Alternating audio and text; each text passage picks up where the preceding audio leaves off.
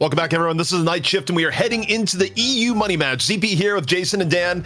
And gentlemen, we just saw the new Abrahams with Sherrick get through the new Leviathan. And the question is this new setup this week, some balance changes, some different rosters, is it going to be enough to challenge buff enjoyers here in our EU final? Jason, starting with you. You just had to use my name. I wanted to leave it awkward silence again until Dan came on in and answered. I don't know, honestly. My gut says no. My gut says buff enjoyers should take this series. I feel like you cannot replace a player before meeting the best team in the world and expect to win unless that player plays out of his mind. Now, we've seen things like Rayek back in the day, not that long back in the day, to be fair, have some really good performances when he was just subbing in. But this is such a different level of team they're playing against that I don't know how well it's going to work, though I want to see. Obviously, with him on the team, he knows the old buff enjoyers really well. Will he be able to provide Abrahams the edge they need to take them on here, especially when it comes to the draft? Dan, before we get into buff enjoyers roster, I think there's things that B still can look at the last game and be like, ooh, we don't want to deal with that. Maybe first and foremost is either picking the silver or at least trying to get away from together before it comes into play. But they also picked it pretty early in the last draft. Yeah. I mean, it's going to be interesting to see how it goes because, the thing that's cool about buff enjoyers is that, we've seen how they can prioritize their draft completely differently to other teams by having, Zergy, who, is very crucial to their success, but they can put his pick priority just last in the draft. So they can do things like that. So it gives them a lot of flexibility to be creative. And also I feel like have the capacity to do more creative things as well. So I don't know, ZP, how they're going to interpret it. If there's any parity beyond, in terms of how the meta is seen between the two teams, I guess we're going to find out. But I definitely prioritize buff enjoyers for sure. Now, speaking of buff enjoyers, let's dive a little bit deeper into the roster. Of course, we've been watching any amount of Night Shift.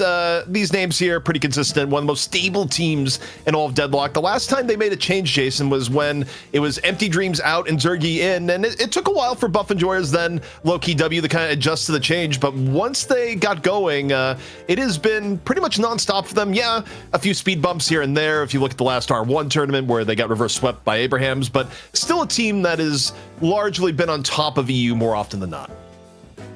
It's the best team in the world, hands down. They proved it NSO playing on NA ping from EU. They've been the top dog in EU for such a long time.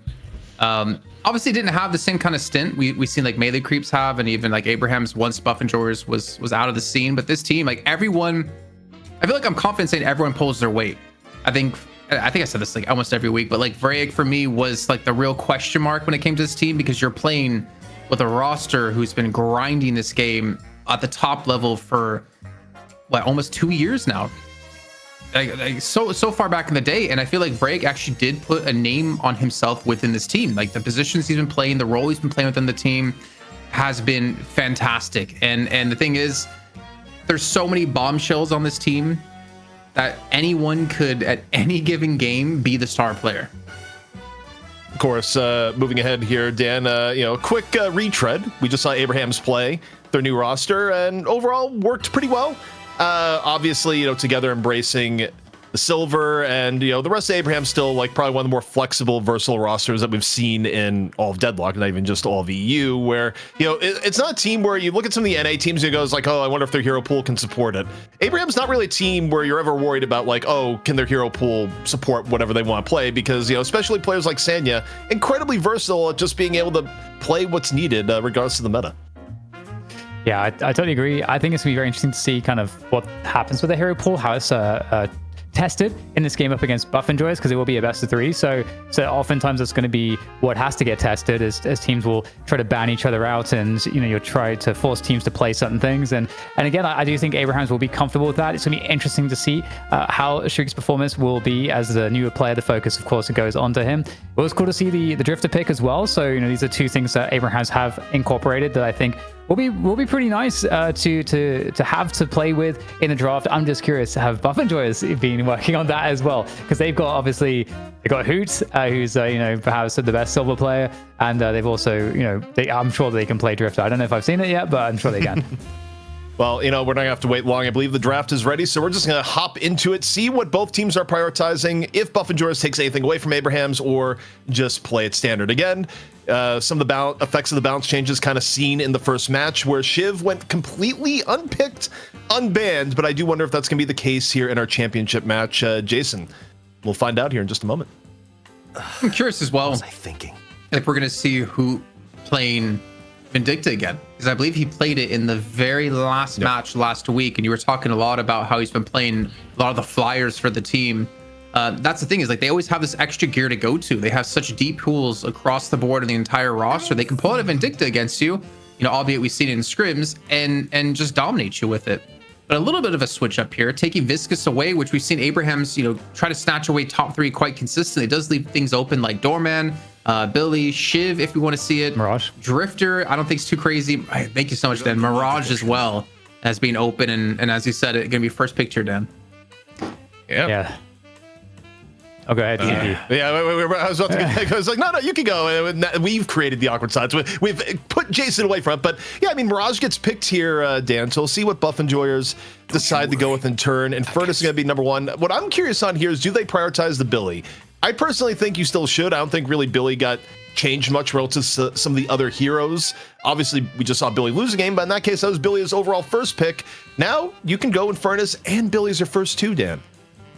We'll see if they do it, but no, Drifter gets high priority by Buff Enjoyers. So, we're speculating on where Drifter may or may not be for Buff Enjoyers, and there's the answer. So, high priority. They don't want Abrahams to have it at the very least. And this does give Abrahams, of course, a capacity to really have their pick of the front line, which is going to be interesting. They could get a Silver and a Billy if they wanted, but I doubt we would see that. I think teams want one premium front line, and then they're looking to try to stretch out into more of maybe the playmakers. Holiday, for example, could be a really nice pickup here for Abrahams to get in the third. Yeah, Jason, as I look at it, it's kind of interesting because you could have made the argument as like, nah, you don't need to prioritize it. Together did well on it. But in this case, if Abrahams is picking Billy, it's probably going to be Together that's on it. Yeah, that's a good point. I think is they don't have the flexibility to have then someone else take the Billy, and he gets to take then Silver if they went down that route. But like Buff and Joris clearly do have the ability to do so. Venator, okay, I was curious if it was going to be Shiv or if it was going to be Silver, but it's actually going to be none of the above, and they're securing an M1 hero off the bat hit for Zergy. Maybe a little bit afraid that Venator would be taken away in the ban phase by Abrahams. Dan, one thing that's super interesting to me that we got to draw attention to, this is the latest we've seen Doorman go in the draft in quite a while. Doorman usually first pick, first ban, rarely getting past the ban phase, and this time got through the first round of picks and got to the second round here for Abrahams.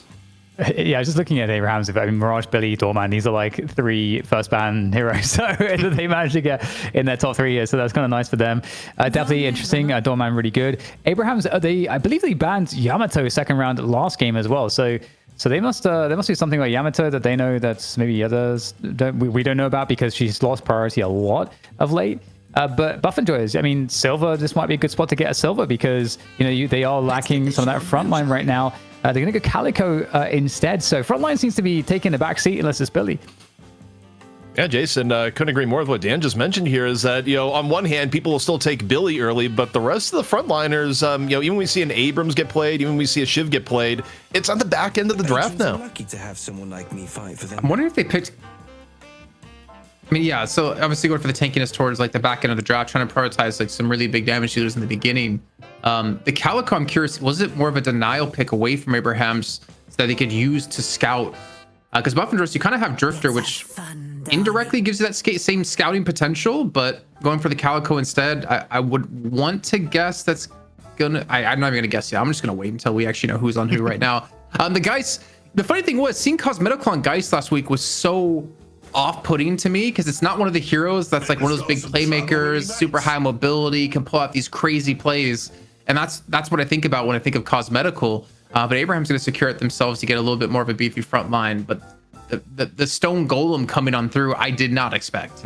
Dan, one thing that's really interesting to me in terms of pick hero priority, Buff and Joris, they just grabbed Bebop. Wait, they grabbed Paradox too. I was going to say they grabbed Bebop or Paradox, but in reality, same level of pick. Holiday's still on the board here for Abrahams, but yeah, I was going to go to a point, it's like, wow, is Paradox dropped in priority? But I guess it's hard to say when it goes at the exact same time as Bebop. Still, though, later in the draft than what we were seeing before the Rift Trooper change. Interesting. Did Dynamo get some changes? I feel like No. maybe no. Okay. Well, I mean, Dynamo. So this is the interesting thing. I think Dynamo is pretty good. Like it just never stopped necessarily being good. I think teams were picking a lot more Sinclair. And there's much more of a Sinclair based meta. We haven't really seen Sinclair get really much love at all of late. So Avernus, Drifter, Venator, Calico. I mean, there's a lot of ways to interrupt a Dynamo ult. I feel like there's a lot of tools to deal with it. I don't know if I'm sold on it. I don't know what to think about this. What do you got? What is your take? I see a world where you can like chain gang or singularity to group them together, and then Doorman has a door ready to send you into a walker and just carts the entire team through, caught in that singularity. I see a world where that. It's a far off universe in Earth 168 or something like that, but. What? Obi keeps giving out Drift again, and Listic's gonna be on the Bebop? Yeah, I kind of thought that. Based on what we saw last week, I mean, Owakim was, actually had a pretty good trade out Drifter game plan, and you stop to think who's played Bebop for Buff Enjoyers recently, and for the most part, it's been Listic. If you go far enough in the past, like Hoot was playing the Bebop. When we first saw Hoot in the competitive scene, actually, Hoot was Bebop, but recent times it has been just largely Listic. And I don't know, as I look at the Dynamo pick, I think a few things to take into account. One, you pick the Dynamo, it still has to be done at the very end of the draft because you don't want to draft Dynamo and get hit by the Sinclair. But also crimes of opportunity when fighting for Rift in some of these team fights. Maybe easier to get value than expected, but either way, we've chatted enough about the draft. The game is ready to go. On the mic, it's gonna be Jason and DDK, and this time, Dan, you get to take it away. Lovely stuff. Yeah.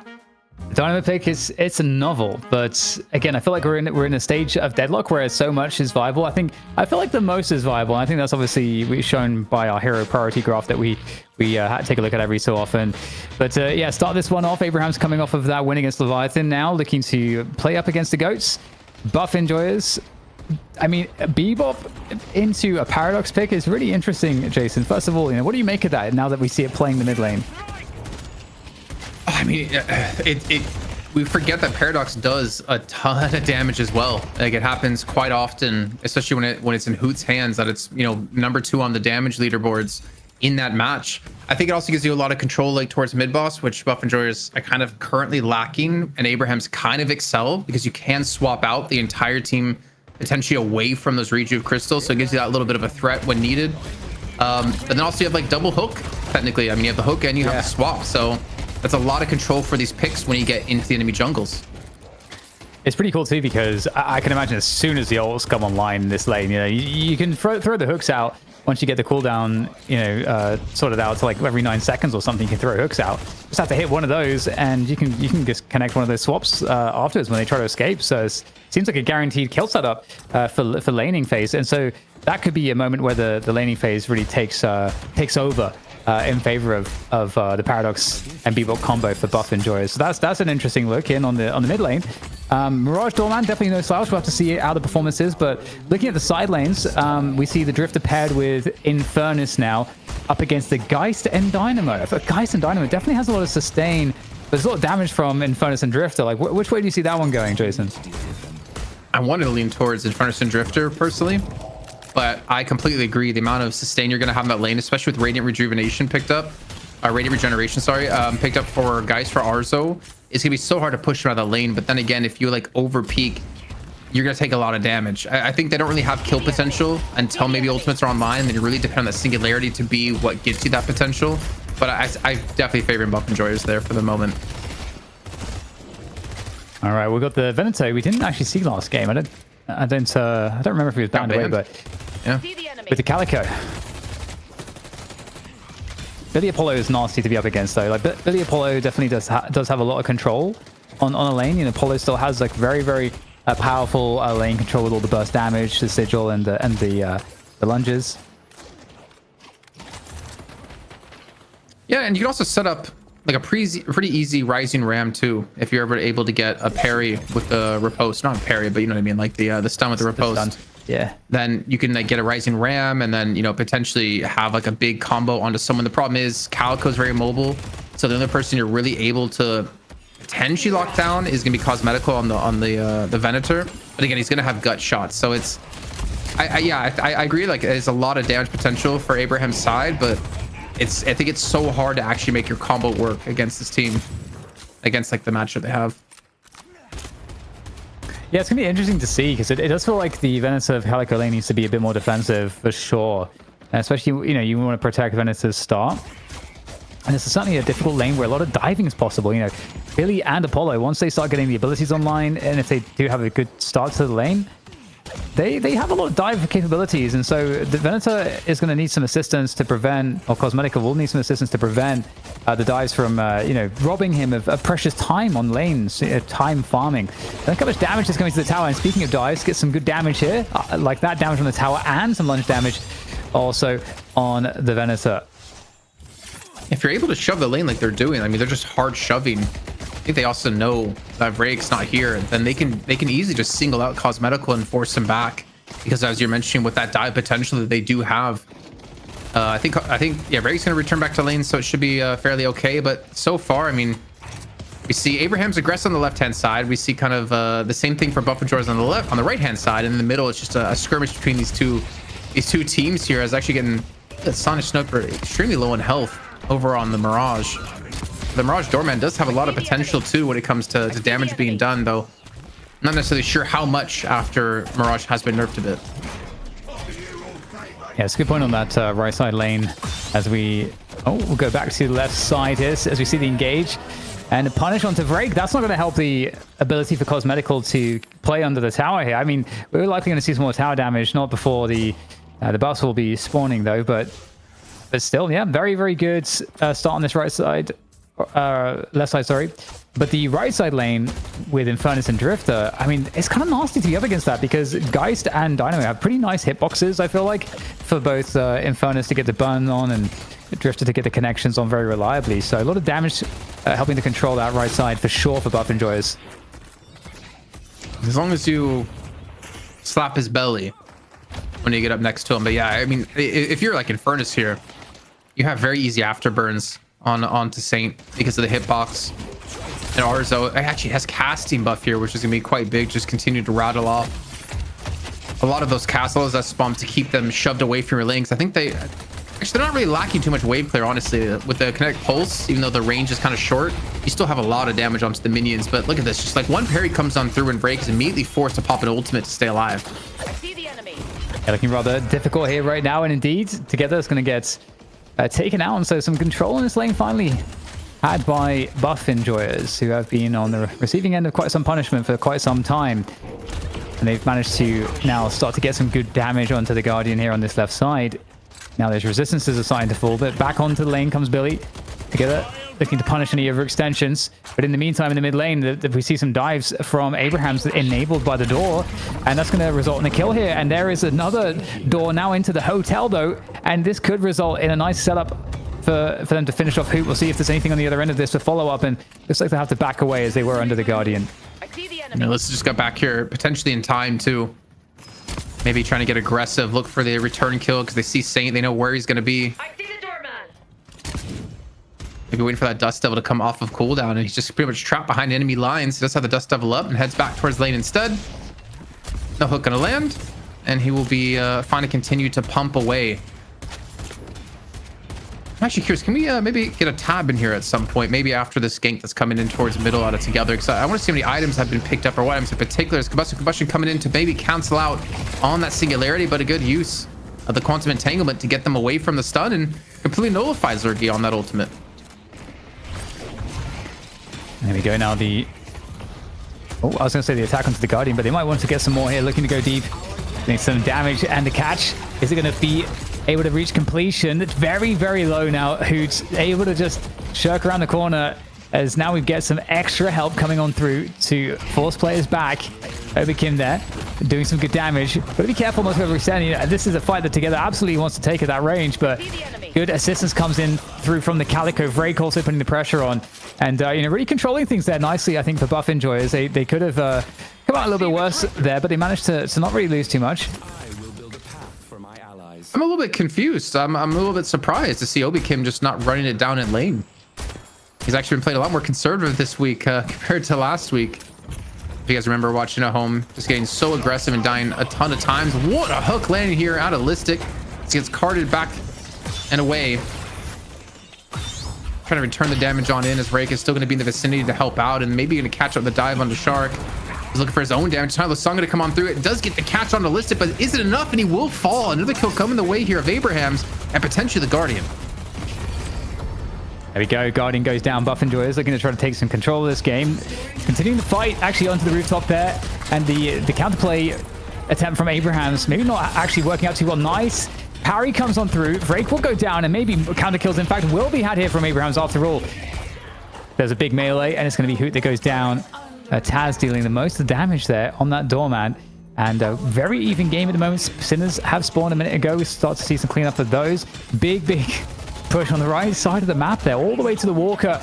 Buff Enjoyers going to be cautious. 3 players on the response from Abrahams, maybe looking to get a chase down, at least chase them away. Push Broadway. And the map control is certainly with Buff Enjoyers for the moment.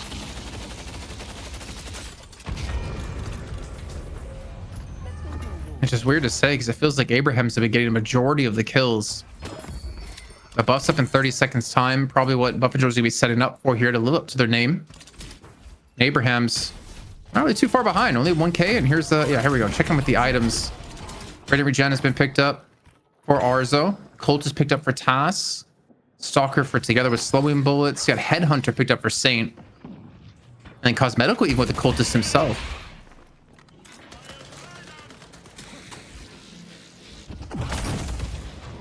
Abrahams with good positioning here, although Buff Enjoy is ready to meet this fight.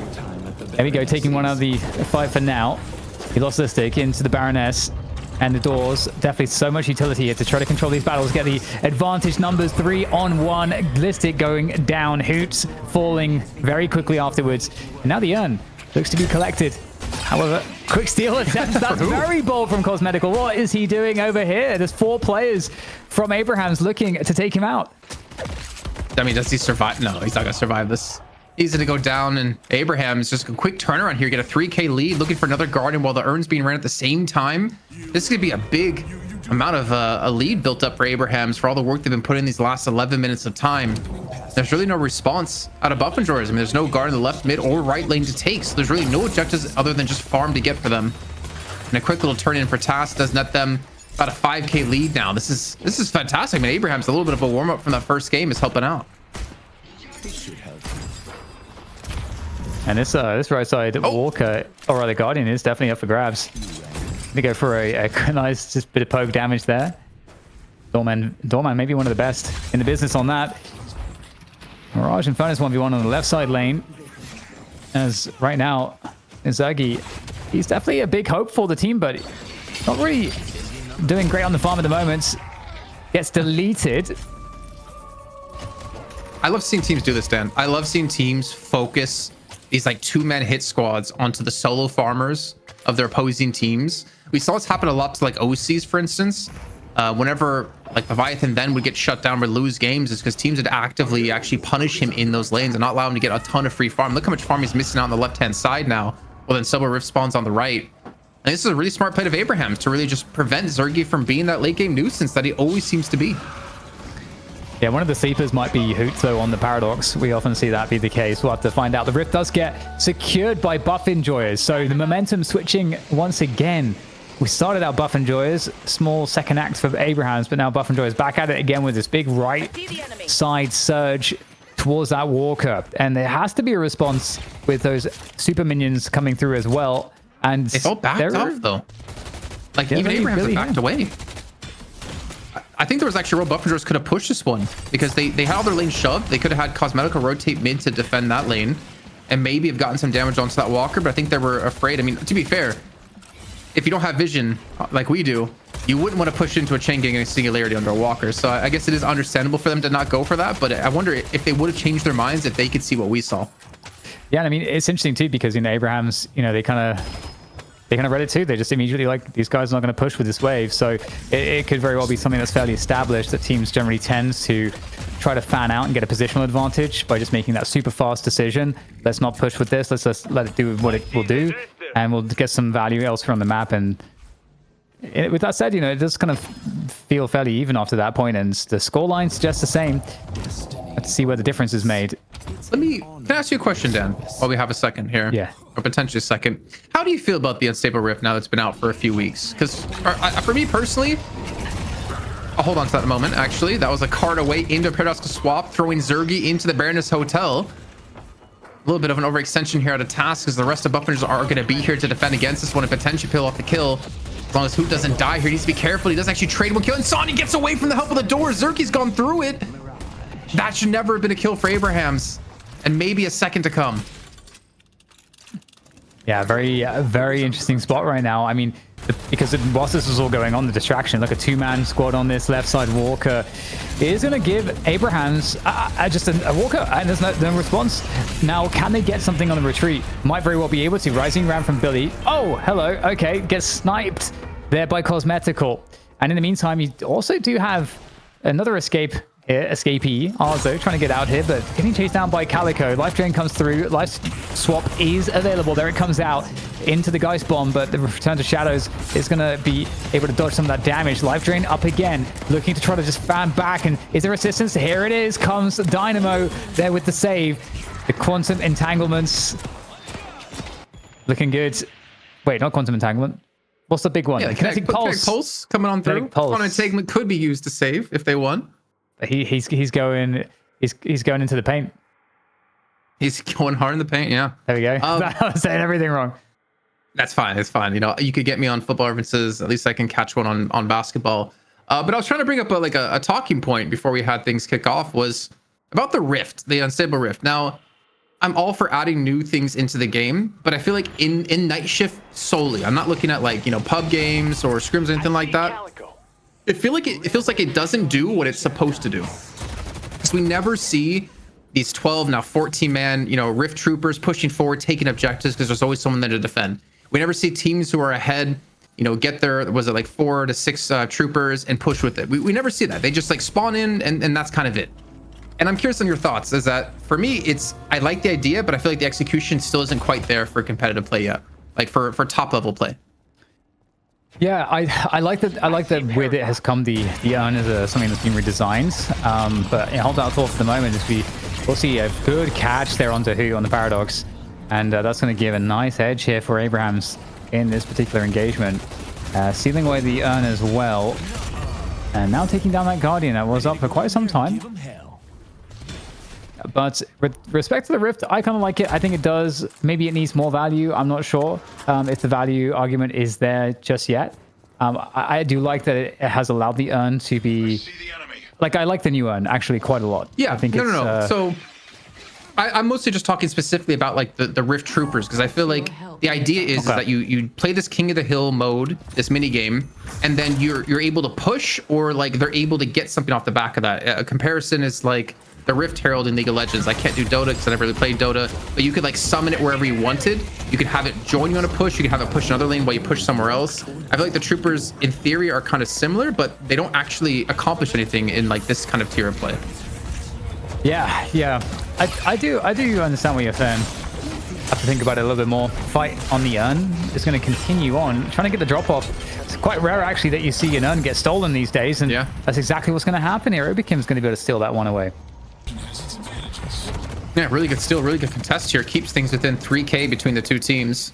So Saint might get tracked down here. Does use the launch pad to get away. It looks like both teams will just disengage from this one, but I'm enjoying to see that like Abrahams are setting up for these like good ganks. Actually, sorry, Buffinger's actually been kind of setting up for these ganks, and Abrahams have been counterplaying the ganks, you know, relatively well, like we saw before with Arza being pushed 2-on-1 and Saint joining in to actually help keep him alive. Seems like both these teams pretty equally matched, to be fair, when it comes to the aggression. We're not seeing clearly one team run away with it. Yeah, I think the only dangerous thing is how far ahead Sanya's Sniper is on the Mirage. Now, I only say that because I feel like Mirage is going to be a little bit trickier to deal with in this towards this late game. And Zergy kind of feels kind of behind where the Geist is, which is maybe one of the comparisons that you would make in terms of the later game damage output. So, I mean, Calico, I think, kind of falls off a little bit towards the late game, at least with the Spirit-based builds. I'm not sure if it feels a bit different with some of the changes, because we haven't seen quite as much Calico, but typically that's how it used to function. Yeah, Gun Calico was such a meme, I swear. It did have its time with, like, Lucky Shot being bugged with the pellets that Calico would shoot. But yeah, Spirit gonna be definitely I think the way to go here. But I mean, good of you to point out that Zergy is quite far behind his souls. I think it comes back to like the not having the safety to farm, the presence out of Abraham's to go for these kills onto him when he tries to solo farm the left hand side like we saw before. It's forced him to group up this team more, and it allows Cosmetical to pick up more of that farm, as you see on that right hand side, while the rest of Buff and Joes are looking for those skirmishes, and Zergy here to help assist in this one. The swap does not connect, and Abraham's I think have pulled off the retreat. Okay, stuck in the ceiling for a moment. We'll see Everkeep going down in the subway though, and things are already looking to turn a bit more favorably here for Abraham's getting a catch there. As we do get the ultimate, the singularity to lock down Zergy. Can't escape from that one, having really a rough one at this point, spending so much time just out of the game. And Abraham's are in really good stead here. I mean, they don't have a big lead just yet, but they could take one off of this. They're going to chain these kills together. Very well done. There's another kinetic pulse. Will lock that kill onto Calico and the Baroness Hotel as well. Actually, sorry, no. Singularity's not there. I was gonna say if they had Singularity, that could definitely be a mid boss. Yeah, like you said, the Rift spawn on the left hand side. They're sending Shark over there to clean up that lane, so maybe they can push for it. But big ult is being committed from both sides here. Only Shark really with the Tylosan available, and of course the Soul Exchange of Arzo to be used in this next skirmish if it does happen. And I think the comeback's not quite there, so Abraham's I think could contest this one. But it's I feel like also so difficult when you have the hooks out of Listic to approach this position. And so here we go. Shark's going to be there initially just to contest it, but he gets pulled out, or he runs out of it. He gave him the the rift over to Buff Enjoyers, so they pick up a kill on a Listic. Okay, well, lane state fairly even. So he does get a push onto that right walker. The creeps crashing, has to get dealt with by Doorman. There's a little calm on the server at the moment. Buffs are coming up though, so that might start to make things a little bit more interesting. And also spawning up, and it's going to be controlled by Abraham's. Who are they going to give it to? That's the question. Well, we're really going for this. Quick slowing hex, and that might make things a bit awkward.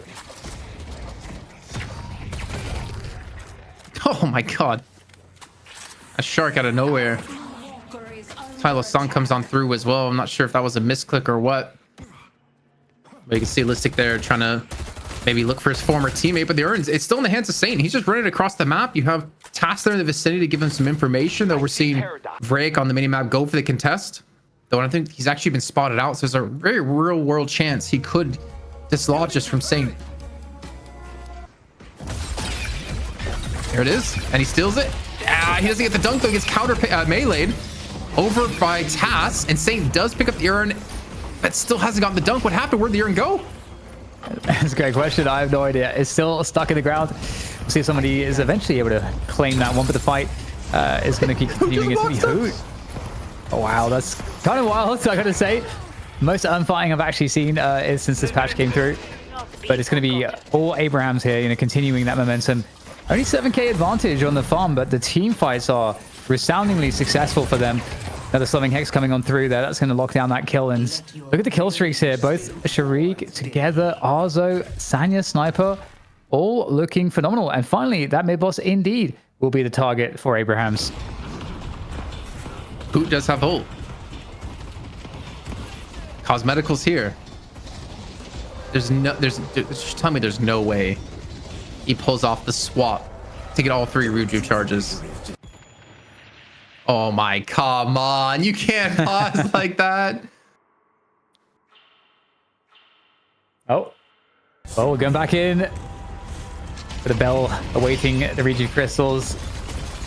No swaps to be had here. The attempts, I mean, he was trying to do something. He gets destroyed. It's in the attempt. by his 3 own time bomb. Crystals. Yeah, as I said, there shouldn't be any world you survive that. There shouldn't be any world you pull that off either. But Abraham's 3 rejuice, 13k souls. Another pause coming on through here together. Apparently, Saint is lagging, and you definitely don't want a laggy Dynamo. Yeah, I mean, so far this game, Saint's impact has been pretty enormous on the Dynamo. I mean, Dynamo is a great character. I mean, he's got a lot of really great abilities, you know, whether it's sustained through it's something Aurora. What is it? Something healing Aurora? Rejuvenate Aurora. There we go. Rejuvenating Aurora. I know some kind of Aurora. Aurora Borealis. I was going to go there too, but also the quantum entanglements, the ability to have multiple kinetic pulses. Obviously, it doesn't have the range that it used to, but it's still very, very powerful. And I don't know what the build is for Saint, but it'd be kind of interesting to have a look at that at some point and see kind of how much support he's opted to go for. Obviously, Taz as well. It just has so much disruption in these fights. The Baronesses have been excellent at really disrupting Buff and Joy's ability to have a fight where the numbers make sense. It's also not every day you see Zergy kind of this far behind his counterparts. I mean, he's at 18k, and at least Cosmetical's on 25, and Iridomini still does a lot of damage, to be fair. But I feel like Abraham's comp just gets even more scary when you're ahead like this, as you can play a little bit more crazy. You're allowing Saint to get towards some like really key items. I haven't seen exactly what he's got, but like a Warp Stone is like pretty impactful. Even maybe Veil Walker could be something you want to go for, but I think more importantly for Saint, it's about the ability points that really help if he can continue to build up more and more souls here. The spell on your Quantum is huge once you get that leveled up. Yes, absolutely. Yeah, just removing all the debuffs. One man Cosmetical's dead. Let's go to Broadway. Died off camera somewhere. He gone. Yeah, big ult to throw in by Saint, but one kill, especially onto the most fed player on the enemy team, like that, you'll take that any day of the week. Oh, wow. Okay, so we got the time bomb coming on through. Oh, wow. Okay, the stun off the riposte. Doing some work here, really putting Hoot in trouble, having to back away to the base and leaving his teammates to get potentially overwhelmed here by the Abraham squad. Still 3 rejuvenating crystals on board to make all these fights feel pretty safe. And they got a Walker, 2 Walkers in fact to claim. This mid Walker the most achievable of those 2 as they look to try to get in there. Chain Gang has been initiated, going to be sucking Hoot back into the fight, or the Calico rather. And Abraham's just clearing space, pushing space so that they can take down that Walker very easily. It's doing all the macro things. Singularity's on cooldown. Can we take a look at Saint's items when we have a second, just to like hop over onto him, just see what he's currently rocking right now? I wonder if Refresher is something that he's going to be going down towards, because those double ultimates can always catch you off guard. Okay, so Recharging Rush for Kinetic Blast. Does have his 2 not max, has Kinetic Pulse max, has Rejuvenating Aurora maxed. And he's at 4k, looking for Unstoppable. Okay, so yeah, we're not going to see a Refresher anytime soon out of him, unfortunately. Like Arcane Surge helps quite a bit with Singularity, but also helps with the Kinetic Pulse, even the Rejuvenating Aura. He's gonna be a threat, man. And Saints, one of those support players that I think has shown us probably one of the biggest hero pools out of all support players in general out of any team. Yeah, totally agree on that one. And well, in a good formation here, Abraham's to receive a fight. No Rejuve crystals on deck any longer. I do like that they changed the timer on that, so it doesn't last for 4 minutes, and now it is instead 3 minutes of total duration on the Rejuves. And has been stolen away though by Hoots. Looking to get something done with that here. Tornado comes in handy to try to escape here, but there's a lot coming for Sanya Sniper. Is there any help? Oh, gets hooked back into the fight. No escape. Very, very good way to prevent Mirage from getting away, of course. And they're going to be looking to carry the urn all the way onto the spot. And a lot of these urns have been contested. But I don't think there's much on the other end of this one this time. Yeah, and if anything, it's going to be a Walker take for Buff Enjoyers. Singularity is still about, 30-40 seconds off. So I know they can push into this Walker without really too much threat. Yeah, he gets caught out. Probably loses a lot of the souls that he would have gotten from that urn. I don't think he's going to die when he gets out of this one. Okay. Gets sent back to the Walker. I did not expect that. I didn't see that door coming down. Who does get out? I don't know why he doesn't close the door to keep Hoot here. But Tass is going to join him, just being an absolute nuisance, an absolute pain. Luckily, Vrake's here to help out Hoot, but I'm still not sure Hoot's going to escape this one. One more shot might do it, and there we go. Finally coming in for the finish. And okay, the escape there from Calico. Easy does it. But yeah, there's a cooldown on how like if that door is very fresh, then you can't close it immediately. So yeah, I think that's one of the ways to kind of punish the doormans that were just doing these horrible things to people.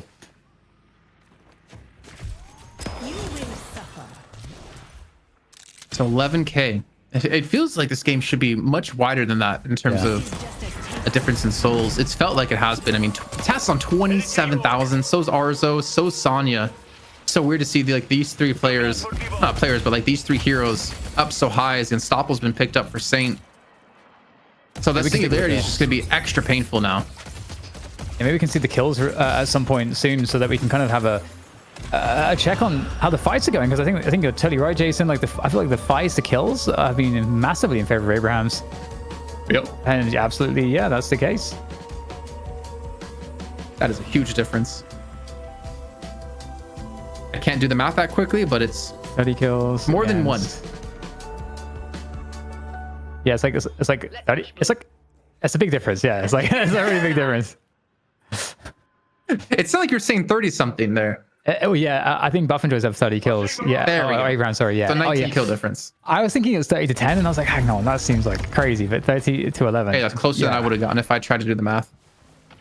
But that is huge, though. It just, again, what you were saying, like you wouldn't expect it to be this close on souls, given that the kill tally there, that you would expect that to tell a bigger story about the lead for Abraham's. But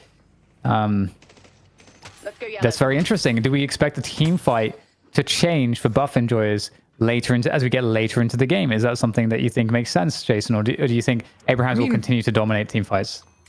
Abraham should be dominating team fights. I think with like a chain gang with the singularity, especially with an unstoppable singularity, there's nothing you can do for Buff Enjoyers to prevent it unless you have unstoppable yourself, which we do have picked up for Listic.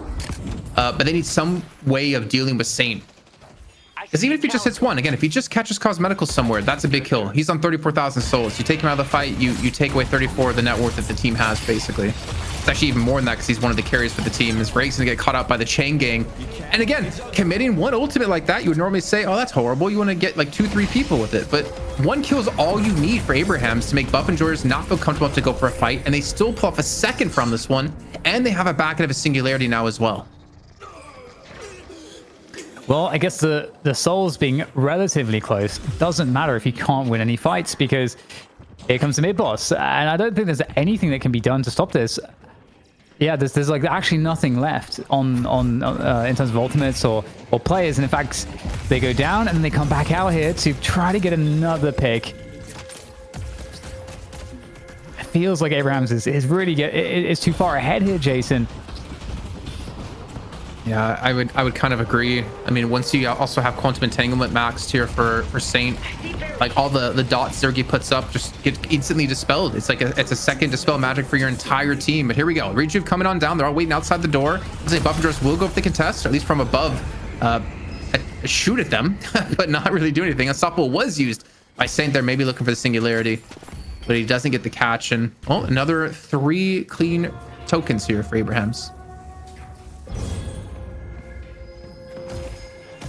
The 2 walkers still up here for Abraham's, both quite weak actually. Mid one seems almost snipeable, but you have to get a map control to do that, I suppose. And being grabbed again here now by Abraham's, looking to get a freebie for together. And at this point, it doesn't really feel like Buff Enjoyers have good options.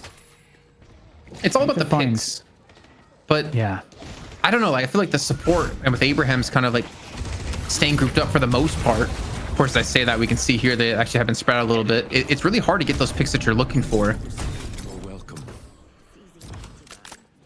Do you think he caught one? I don't know. Where's Listic? He thought he carded Listic through. Oh, he's stuck. I was gonna say he carded Listic through, and I'm like, where the hell did he go? But he went under the stairs. You should never have lived for that one. That's crazy. Well, it's not even open beta, right? So we can't complain. Yeah, we're still alpha. We're still alpha, guys. Although, is it close though? Is it close? It feels like it's close. Yeah, that's the same feeling I've had for 2 years. Yeah, right. I've been saying that for like 2 years. I swear. Yeah, I think it's like in a couple months. A couple months later. Yeah, a couple months later. Yeah, just like a few more weeks. 2 years in. Oh, here's some extra pressure coming in from Abraham's, looking to finish off this right side walker, the final walker. And they've still got some rejuve left, but not too much remains, actually. They have less than a minute left of this rejuve now, so looking to really make maximum use of it. Taking these base guardians down and diving into the patron. This is Bold with the chain gang, going to be pulling them straight in. There's a singularity off the chain gang. That's exactly what you were talking about. Yeah, just, I mean, again, 1 kill, but it's still a pretty big kill to get. Zerg's still on 30k souls, but it's going to be tough still to finish this one off because they eat away at a lot of crystals. Saint's going to fall probably in just a few seconds as well. As Together rejoins the party as he reses back alive. Saint actually does manage to escape here. You can see him back on the minimap here, heading back towards his own base, maybe defend the left lane walk, but they're going to get a shrine for free, or relatively for free. Potentially a second as well. It's already being worked on by the Doorman and the Mirage, and Buffingers are looking for any sort of way to pick up a kill, but with Listic dead, they've lost like one of their pick potentials. It comes down to Hoot for a complete swap, but then he's in a really bad position. Looks like they will let it go, and Abraham's just going to return back to their side of the map to continue to build this lead. 30k now. Yeah, and even when the game was like maybe even on souls, they were still dominating the team fights. So I think if we look at the kills again, I wonder, have any kills really gone towards Buff Enjoyers since we last checked? It was 11 for Buff Enjoyers in total previously. And I'm making me do the math again. So 6, 10, 12. So they got 12 this time. So they got 1. But they've conceded many more. And this feels like... oh, we're going to see the stuck. Where'd he go? The cart went through, but he didn't. That's so funny. And then that's why you saw Task looking back there throwing the bell, because he thought he was in that position. That makes complete sense now. Yeah. Well, hey, Buff Enjoy's got a rift. Fancy that. I guess you don't want to test, you know, the resistances that the team behind gets. It seems like very consistent that top teams never want to fight into that. Well, that Spirit Resist didn't help those. Then against Spirit Burn and basically a full Spirit Task just completely shreds through them all. But he's not there for the fight. And Buffingers to actually go for a fight off the back of seeing maybe Task there that they don't have Cosmetical themselves. So again, is there really a fight you want to be taking? The Walker has gone down to Zergy, who just went for the back door, trying to get caught out now by Tana Lusan out of Shark. Obikim's going to be here, but he's going to pay the price and allow Zergy to escape.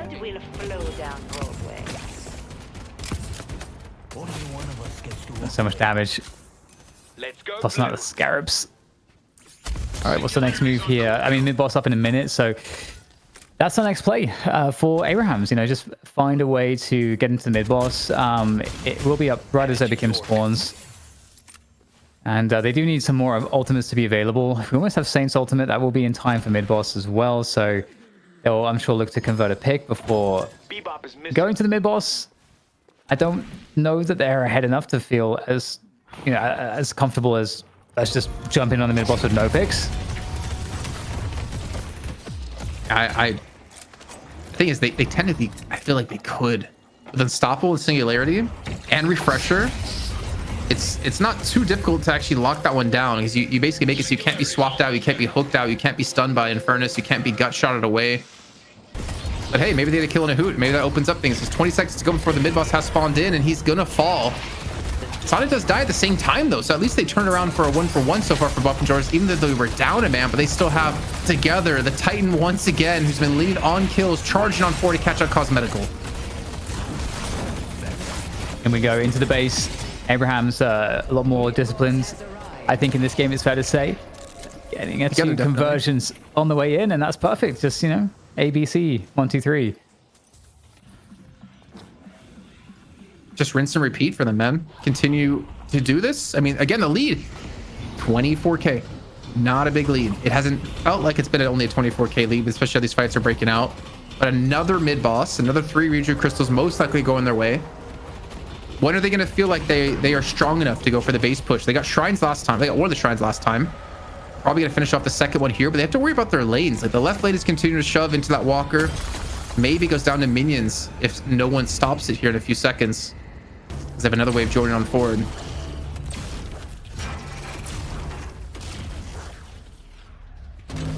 Run, Saint, run. The trooper battle. Run, fat man, run. Get him. Get him. Okay, he's made it. It's alive. The rest of the team's pushing, though, down the mid lane. They might get caught out here. Killer's actually the first one forward, goes straight into the base here with the shrine in mind to be taken. There we go. They can finish things off, finish off the business. As we get the chain gang coming out. And things are looking quite nice and straightforward. Again, the singularity coming in just for the single target, but hey man, it's been working out all game. Those singularities are converting 100%. Okay. So Saint died, got back up and died again at Cosmetical. Together also used one of the rejuves just now, but he's still alive. Buff Enjoyers, there might be that moment to actually charge on 4. They get the last rejuve out of ours, so somehow Buff Enjoyers are turning this fight around, but Zergy has to stay alive here. He has to get back towards base. The chase, I believe, was coming in from someone, though he's not able to pick up the kill in time. Zergy does retreat, and Shark falls as well. Buff Enjoyers are still keeping this game close. They were 0-3 in rejuve crystals. They take all of them down and get 2 kills, maybe a third. What is happening here, DDK? Buff Enjoyers hold strong, only losing 1 player and getting what's inevitably 6 kills because of the crystals. And with only 1 shrine down and still having those 2 base guardians up, it's on the right and left side. Yeah, the Abrahams definitely would have been expecting, I think, significantly more value from that. So problematic. The game might slow down a little bit now again, because I think that rejuve push, it was supposed to result in 2 guardians and probably a patron drop as well. And they only got 1 shrine, sorry. And they only got 1 of the shrines. So now the game is going to be pulled into question slightly. It should be very easy takedown of this final Walker. Already very weak, of course. It's going to be some extra money for Zergy. You like to see that he's getting prioritized to get that solo kill on that Walker. Give him more money. I think most people watching this game thought it was over, but I mean, as we're hitting this 38, almost 39 minute mark, I don't think this is necessarily even close to over.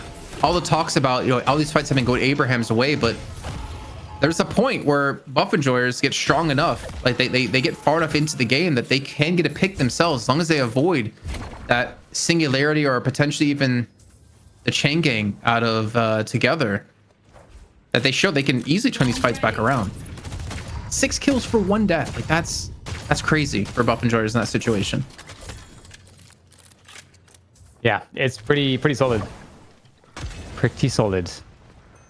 Now the question is, what happens next? Do we go back to the mid boss situation again, where, you know, enough time has been bought here and respect from Buff Enjoyers that, yeah, they close the gap a little bit on itemization. So it's going to be a focus around finding the pick, converting to mid boss.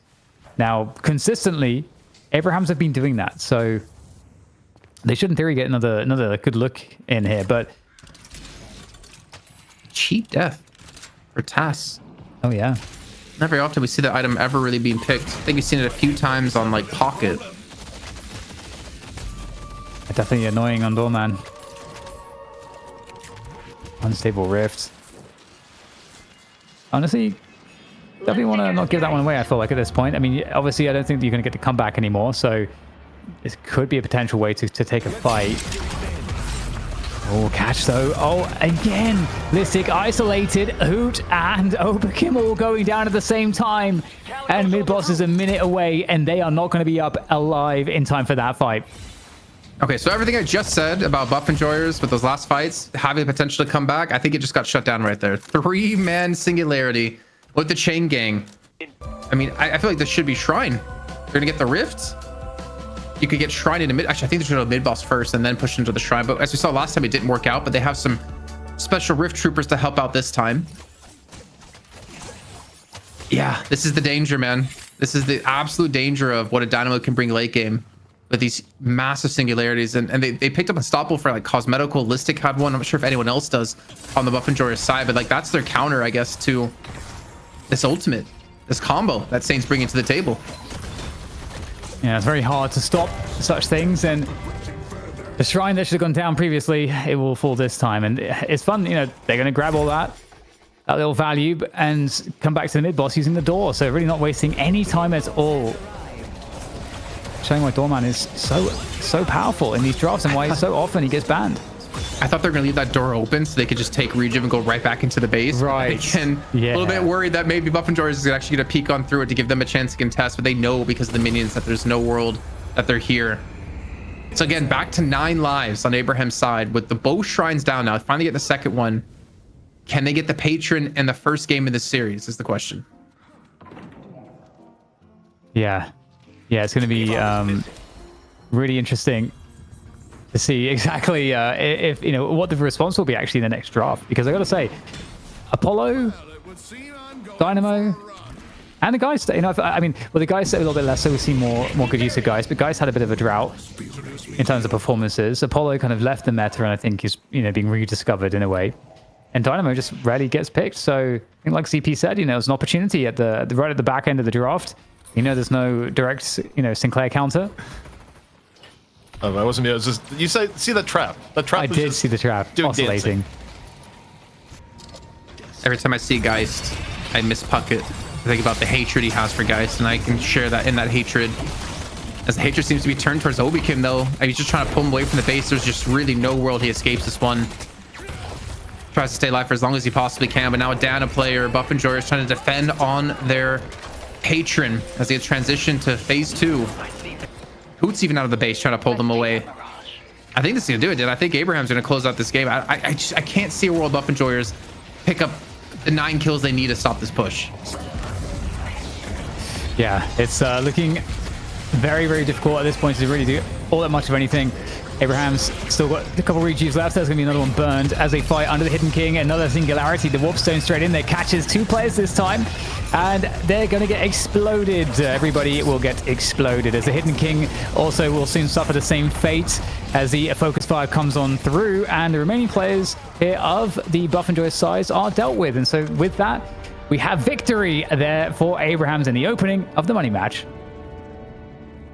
All right, and just like that, Abraham's able to come through, rip map 1 away from Buff Enjoyers. And as I looked at the match develop and, looked at how Abraham's was getting an edge as the game went on, the one thing that really strikes out to me, Jason, is did Buff Enjoyers give up too much power in the draft where, yeah, you can make the argument for Infernus being a first pick, but the way that draft panned out at the beginning, you gave up Mirage, you gave up Doorman, you gave up Billy, all basically first ban worthy heroes within the last week. And to me, while Buff Enjoyers, yeah, you get the Drifter, you get the Infernus, I feel like this game was almost a limit test of how much power can you give away and still win. And I think Buff Enjoyers may have given away too much in the beginning of the draft.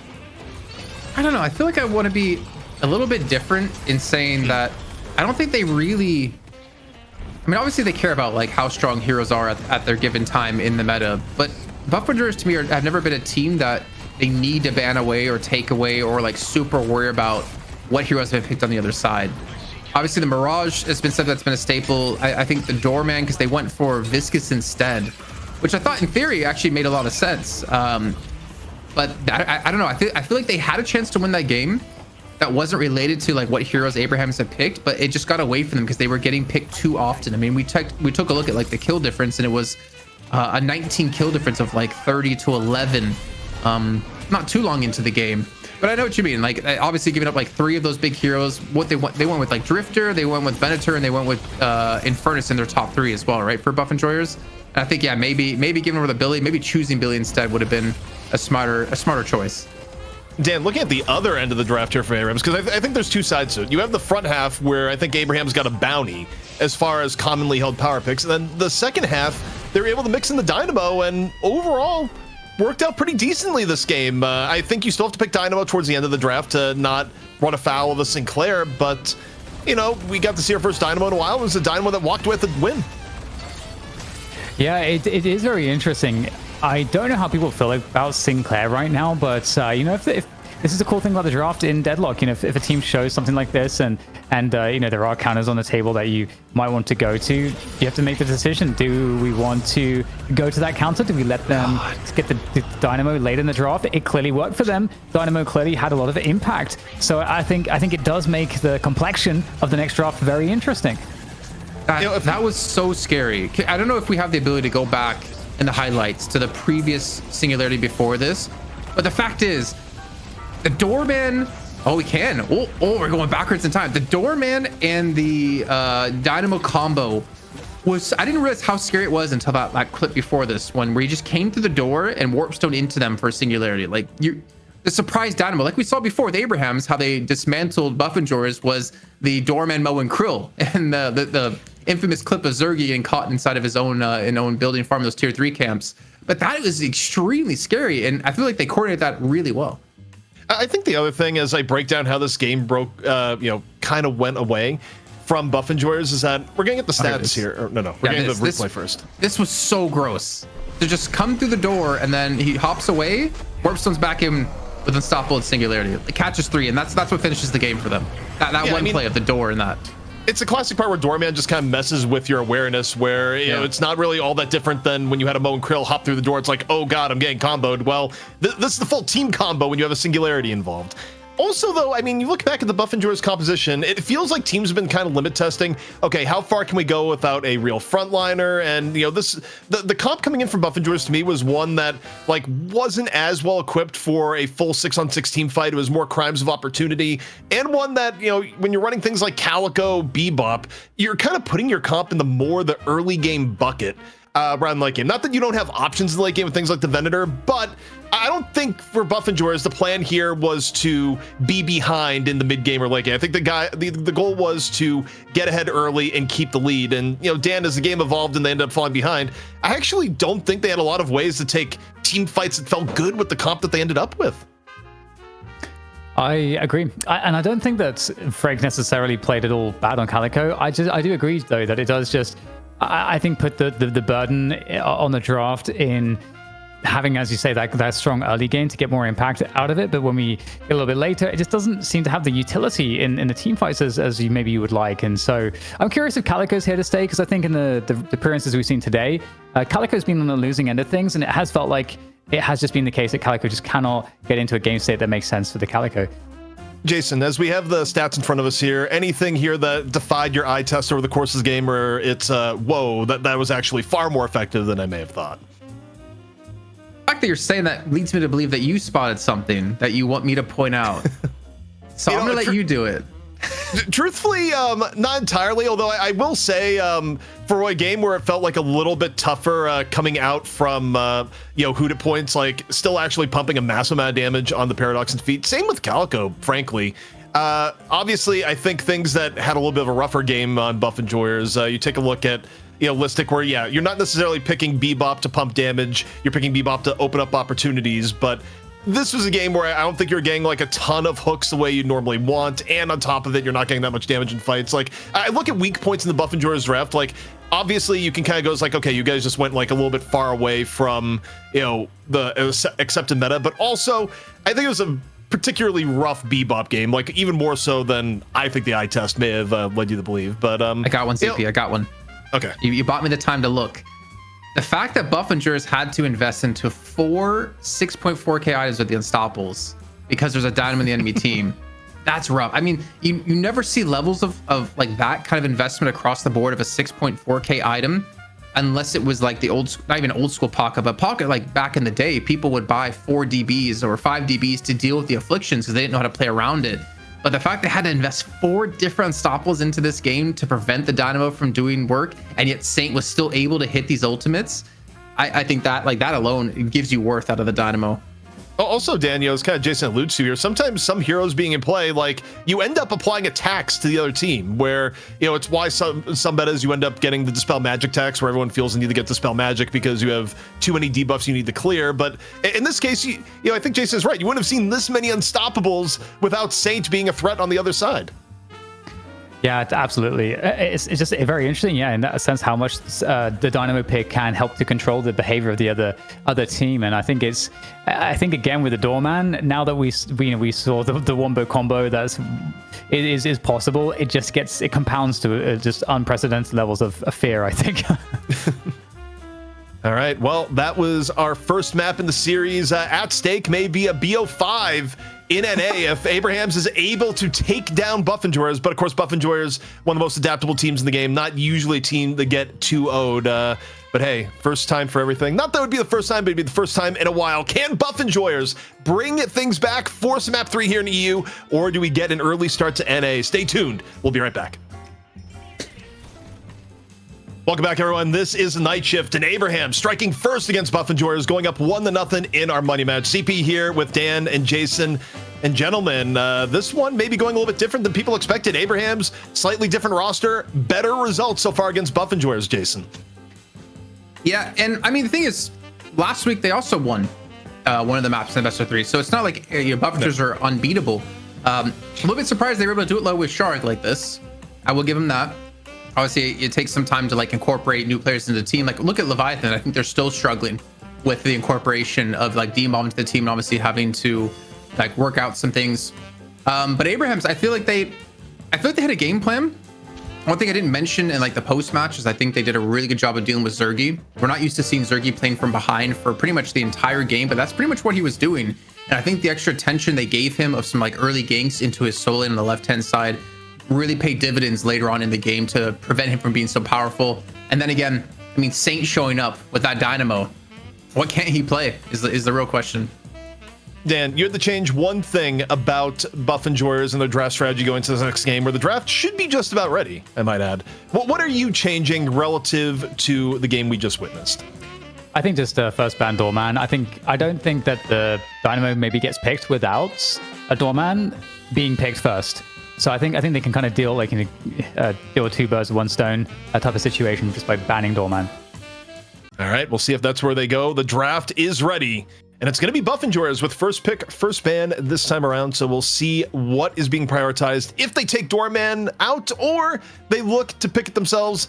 Jason, do you concur with Dan's opinion here? Do you think Buff Enjoyers will go some other path? I don't know. I think the Viscous ban was kind of worthy in the beginning with what they went with, but then again, they were like second pick. But yeah, I mean, like if you just want more of a center game, take away Doorman, but I take away Infernus because it gives you the opportunity now to take Doorman. But I don't know. I feel like in most of these games, I'd rather be second pick because there's still so many high priority heroes. I'd rather get two of them than I get one in the beginning. Because now you have Doorman, you have Billy, you have, well, I'm not gonna say the S word anymore because we haven't seen it at all today. But that seems to be like one of the picks that we're gonna have to have happen.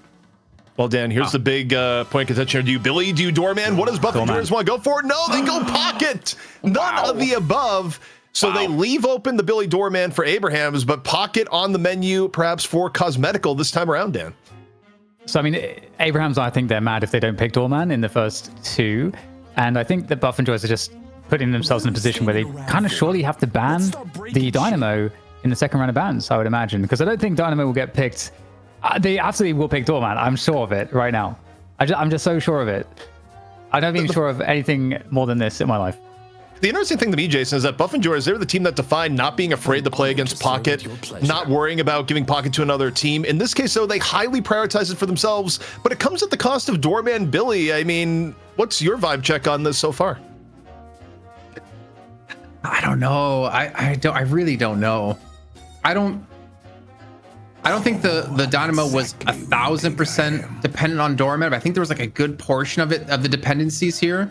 But it comes now down to like for their second ban, what if Abraham's third picks Dynamo and bans Sinclair? Because they get third pick and they get to ban before Buff Enjoyers gets to pick. Because then you protect it. But we do get to see the Yamato come through, which has been banned every single game so far. Yeah, I don't know. This is odd. Not odd. This is I don't know. I'm at a loss for words. Help me out here. Yeah, so Dan, it's kind of befuddling Jason. It's befuddling me a little bit too. It's a bit unconventional for Buff Enjoyers. Arguably, they get a little bit more power at the Pocket, but the Pocket has been hit and miss across the scene as of late. And also, Yamato coming back into focus, where Yamato was kind of off the grid for a while in EU and even like lower pro and NA. You have some changes come in, and now changes overall to the scene, right? Where like even if Yamato herself got maybe a little bit worse, if something like a Shiv gets way worse, then you're sitting here as like, actually, yeah, we still value this hero more. It does mean that from what we've seen here today, people actually value Yamato a lot more than current Shiv. But Lash coming in from Abraham's, and the Dynamo mid-stage ban comes in from Abraham's. Dan. Yeah, which goes to show that Dynamo is valued not by just Abraham's, but Abraham's think it's also valued by Buff Enjoyers. So, yeah, very interesting. And maybe people just aren't really interested in picking Sinclair at the moment as well, which is like another thing to think about. So kind of curious if we'll see the return of Sinclair, often following a Dynamo, but Viscous coming out, really, really nice pickup here as well.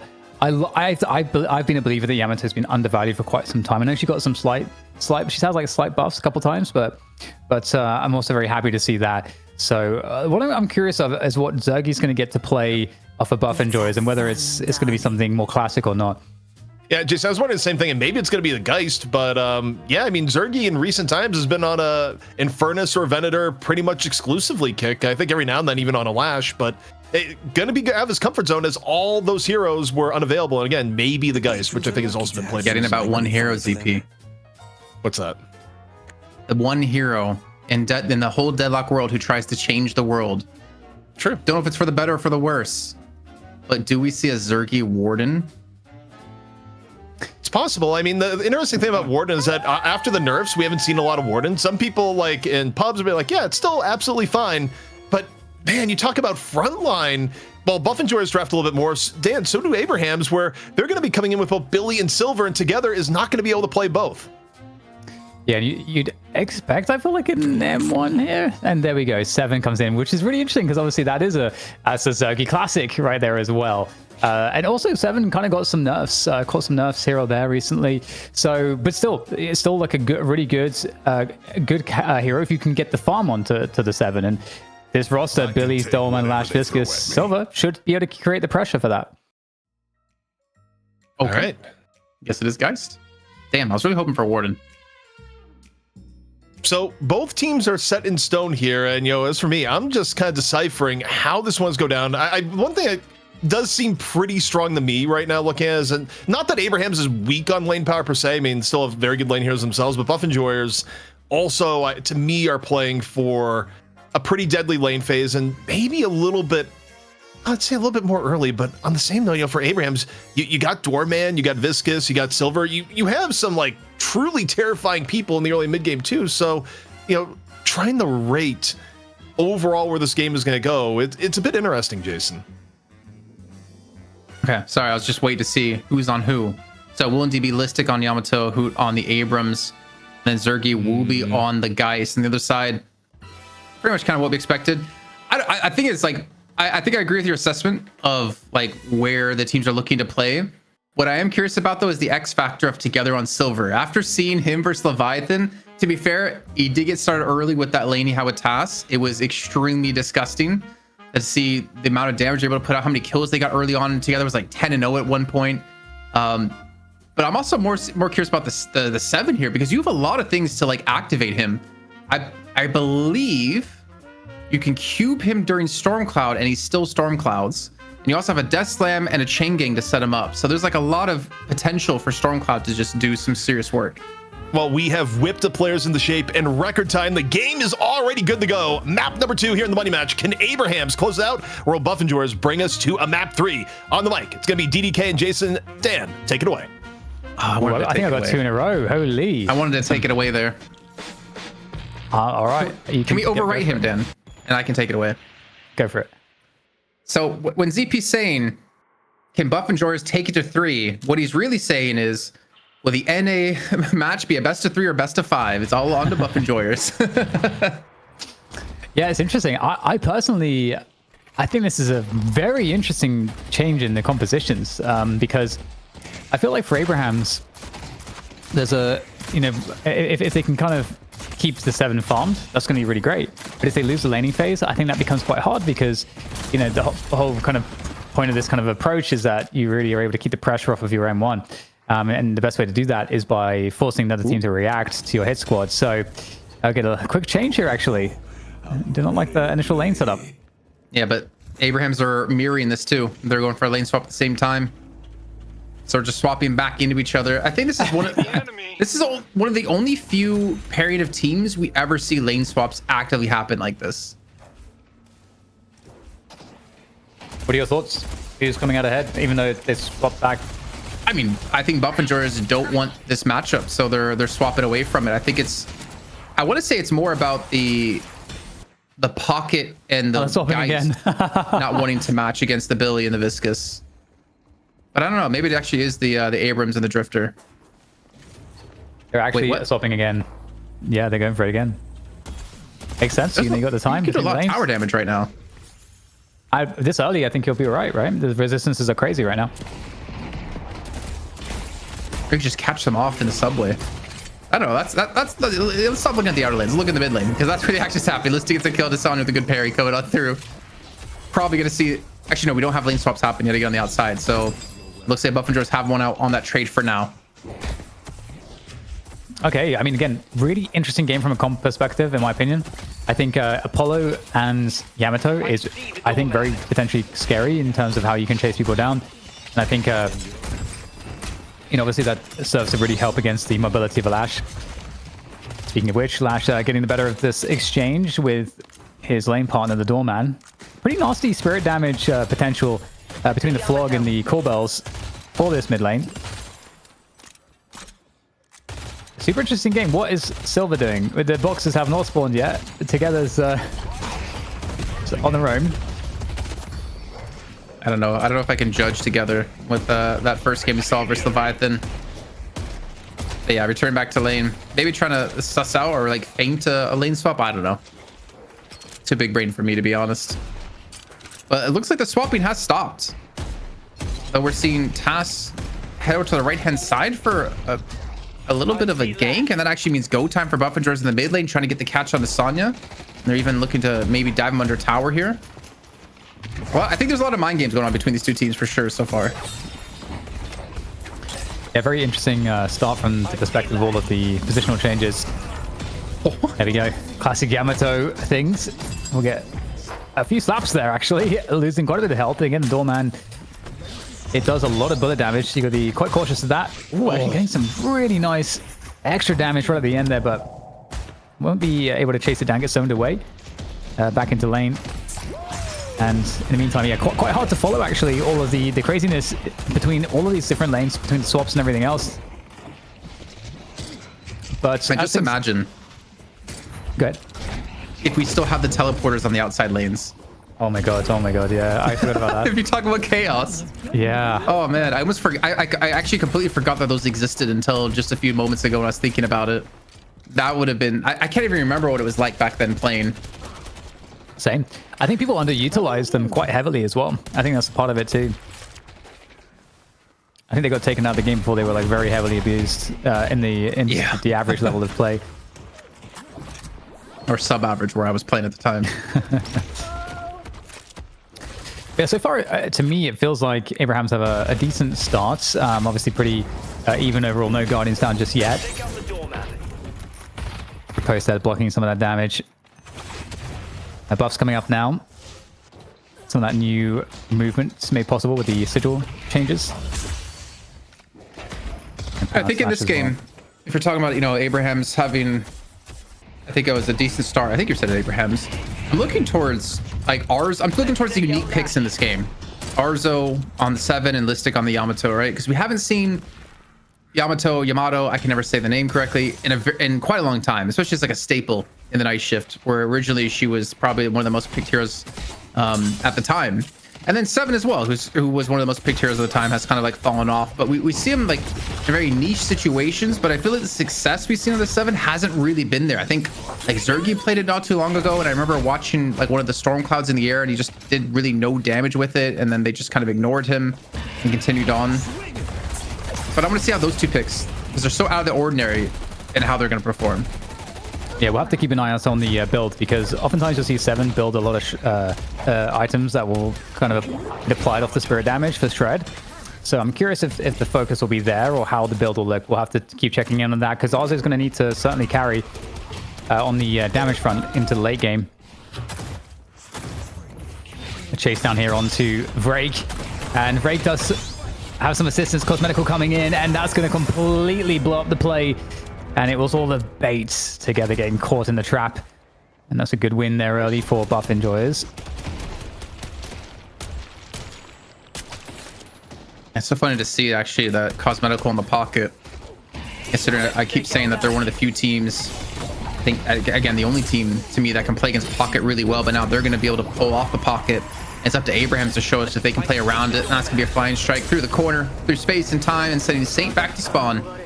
As Buff and Joyce continue to light up the kill feed, getting a kill onto Sonya, and Shark looking not too long for this world, but there's really nothing up here realistic to confirm this kill.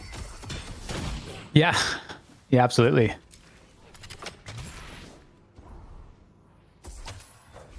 Okay, difference. Actually, not. I mean, that's not minuscule at this time of the game. 3k there now as Abraham's catch up, but slightly. Get the pressure on the tower on this left side. Affliction ready to go. There it goes. Pop in reaction. And that is really nasty on Silver as well. You want to get close, but Affliction going to send you back, and that's going to be a lot of tower damage off of that Affliction. Oh, just popping together. My goodness. I think he's trying to get the heal minion or something like that in there. Even trying to get a kill now onto Arzo. Retreated back towards his guard, but his guard's no longer there. Cosmetics continue to go on forward here. 9 HP. He's going to fall to Arzo. And surely Zergi's going to close this one out. There you go. Zergi does turn that one back around, turning it 1 for 1. Off the rope, though. In comes the Silver. It feels like it's just Silver just died, but back into the action together, looking to close this one down. If he can get the conversion, it would be a net benefit, I think, for Abrahams, despite losing the Guardian. Maybe not a net benefit then, but ultimately something. I've seen some people in chat try to clarify how to say Listic's hero correctly, and I think the best one I've seen is Yamatu. So we can call her Yamatu, I think. Yeah? You down? All right. Let's go. It's gonna last for like 1 minute, and then we're gonna forget. But I think you put out something with Silver and the Affliction. One thing that I think works is that since the Affliction prevents all healing, the transfer, like when you max it out, the transformation doesn't heal you either. Right. Yeah. So you kind of just stay at low HP if you're low HP. Cinematic entry from Hoots. Cultist picked up by Doorman. That extra range on the but you get extra range right on the cultist. Yeah, okay, Yep, for the doors, and then helps clear camps quicker as well, since Doorman can be a little bit slow. Oh my god. Oh, danger. That was close. I see the enemy. Yeah, again, Drifter, I mean, we haven't really been able to see Drifter play too much. It's more of a recent thing coming into the game, and again, so it's cool to see some of the unique interactions. Oh, speaking of which, no Stalker's Mark to ensure a kill there onto the Viscous. Still though, that heartbeat. Hear him. Yeah, knows where he is, and so it might just be a done deal anyway. Is there any assistance? They're very deep in enemy territory here. If there's a kill, surely there should be a punish. Is there a punish? Billy comes in looking to do that. Exactly. Pops the grit as well, making this surely a sure thing, this fight. But look at the acrobatics coming out to try to evade the inevitable. I like the slam by Sonya there to finish that one off. Looks like it's on fire though. Heather coming back out, the great little swap to get Geist out of position. And again, back in enemy territory. Kind of surrounded on all fronts. 3 players here. Listic's even off the vicinity to cut off the retreat, and he just commits for it. It's a transformation off, diving in towards Zerg. You can't get the finish though, as he will fall. But the urn has been stolen away by Saint. Yeah, and a bit of a lead actually formulating now for Buff Enjoyers, who, again, were a little bit behind for a little bit. But yeah, the urn coming in for Saint might be somewhat useful in trying to recover there. But at the same time, there is presence from Buff Enjoyers. They could very well fight for this urn. And in this, I feel like the first map that we saw in the series is the most urn fights I've ever seen between 2 teams with the new urn. Yeah. Ever since it's been changed, right? Ever since you couldn't see him anymore on the map. And the thing is, it forced you to really give like such a big commitment of like a player there, of like resources to keep an eye on that. And then you have to be in the right position to go for the actual melee. It's so difficult to do, and a lot of space can be created around the map in other places. A parry comes through, this time on to Hoot. Seismic Impact comes on out as well. Doesn't get the connection onto anyone though, as Liscas joined the party. And Shark trying to go for the chase to push Hoot away. And somehow Saint hasn't been spotted out. He's actually going for the dive right now, trying to get the urn dunked on in. Yeah, and I mean, at the cost of Hoot potentially. Surely Hoot doesn't live. My goodness, the Stalker, not enough there to finish that one off as Hoot retreated. That's going to not feel the best, especially now that Apollo's on your butt. So see what can happen here. We get the urn for Oberkim, so Buff Enjoyers do get it after all. Gets chased out by the goo ball and gets it back in Saint's hands. Okay, so I don't think it's going to be an actual turn anymore. It doesn't look like it's going to be, as the Solar Urn will expire. So it prevents anyone from getting it. So at least the presence out of Buff Enjoyers still more than we've seen with this new urn, Dan. Oh my god, yeah, like, it's completely different. Like, but in most games I feel like the team that's ahead just like gets it for free and no one cares. That's like literally every game that I think we've had so far with you, except this series that I've casted with you and Jake and ZP. And one more? Is there one more? No, I haven't casted. Have you casted with Uber? Yeah. Neither have I. It's been a long time. Off doing Uber-y things, I guess. What does that mean? You can I don't know, you fill in the blanks, I don't know, whatever you imagine, like in your mind's eye, whatever you associate with him, that's probably what he's doing. I think for me, it's just him standing in front of a mirror trying to admire his muscles. So he's basically But the mirror doesn't go to his head height though, because then he would see his massive like 5 head he has. He's stuck in an IKEA that has weirdly patterned shirts that's only available to him. He's just wandering the halls, like looking for the next shirt. He's in the back rooms in some amazing shirt factory. I do like that. That certainly is. Did like Overwatch League ever do a skit about mentioning his shirts? Because I feel like that's a pretty good one. ZP you got right there. Honestly, I'm not sure. I mean, he certainly caught a lot of, not criticism, but memes about it, but I don't know if they ever did a full-blown skit. You did put Matt Morrell in a time machine, though, at some point, so that was the thing. One of these days, we need to, like, out-shirt him, if that's possible. Just show up with the craziest shirts one day on the night shift, and then he puts on, like, his normal shirt, and we're just, you know, more stylish. Anyways, the rift has been secured by Abrahams here on the right-hand side. They get away with the help of the door again.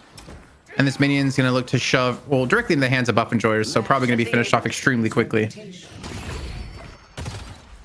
Yeah, very different game for Zergy too, by the way, as a quick side note. Getting free farm on the left part of the map, very, very calm for him. As the rest of the map doesn't look so calm. Oops, does get taken out again, and chased down here on the Viking Curse here is Abraham's trying to really get some value out of this. God. Affliction comes in, but I mean, damage has already been done. Was he trying to cast a Tylo San and he just got bursted down before he could actually get the channel off? Because Ray just disappeared on my screen. I swear I heard the sound of it. But he still has the cooldown up, so I'm not sure. This was a very nice moment, I think, for Abrahams. I think you can see that they sort of equalize on the scoreline here. I think the only thing that's concerning, again, is just how Zergy is really just in the zone right now, getting that free farm up to 16k. Arzo 14k for comparison. Speaking of which, there hasn't been any interaction onto him, right? Like Abrahams haven't been able to catch him out and just keep him behind, which I think is one thing Zergy's doing much better. Maybe Abrahams aren't really putting as much focus on this time. Maybe not as worried about when it comes to a Geist, though. Zergy is still low on health right now. Yeah, I mean, he just got caught there by Arzo and also by Taz invading into the, like, stealing farm away from the Abraham's jungle. So it'd be interesting to see if Zergy gets, because of like the cost of his HP, if he's going to have his farm ultimately slowed down by that play. Well, this seemed to be too slowed down as he's back to the lane, continuing to farm up. I think I'm not, I mean, obviously focused on him, but I'm also focused on Arzo, who's been really quiet. Picked up Spirit Life, still has gun buff. Hasn't really made too much presence, and this should be a dead task. Actually, a great send to the Baroness Hotel to lock Listic away. And the Q comes through, but he's like, no, let me out. Let me just get back to base here. I don't care if I get Hyperline, or at least he gets far enough ahead. He can't be Hyperline, as a transformation has come through as well if you're out of Listic, and this dive is just continuing to net a fight. That's the same. Maybe he'd wish he'd had the cube, but actually could actually be very nice, because what a bait. That's a massive bait for Drake, thinking he could probably finish the kill there onto Saint. Ends up going down in the meantime, together taking down also the Drifter. Overcame out of the picture. Now who isolated again, who's going to not really have the support to do anything here, and is running for his life, but there's just too much here. That's a great read as well, the movement out together of where Hoot was going to be going to cut off all the angles. Big 3 kills come through, and a 4th as well. Only losing 2 themselves. Abraham's completely turning around this fight, considering they were the ones to dive. Well, actually, it was, to be fair, Buff Enjoyers Listic diving initially. Oh, we actually have gun buff on Arzo, which is kind of nice to help Arzo maybe catch up a little bit. It'd be nice to check on Arzo's build if we get an opportunity to do so, just to see kind of, you know, if he's building very typically for a 7 or if it's looking a little bit different. Given that, so I think that Arzo and Zergy battle is going to be very, very critical later on.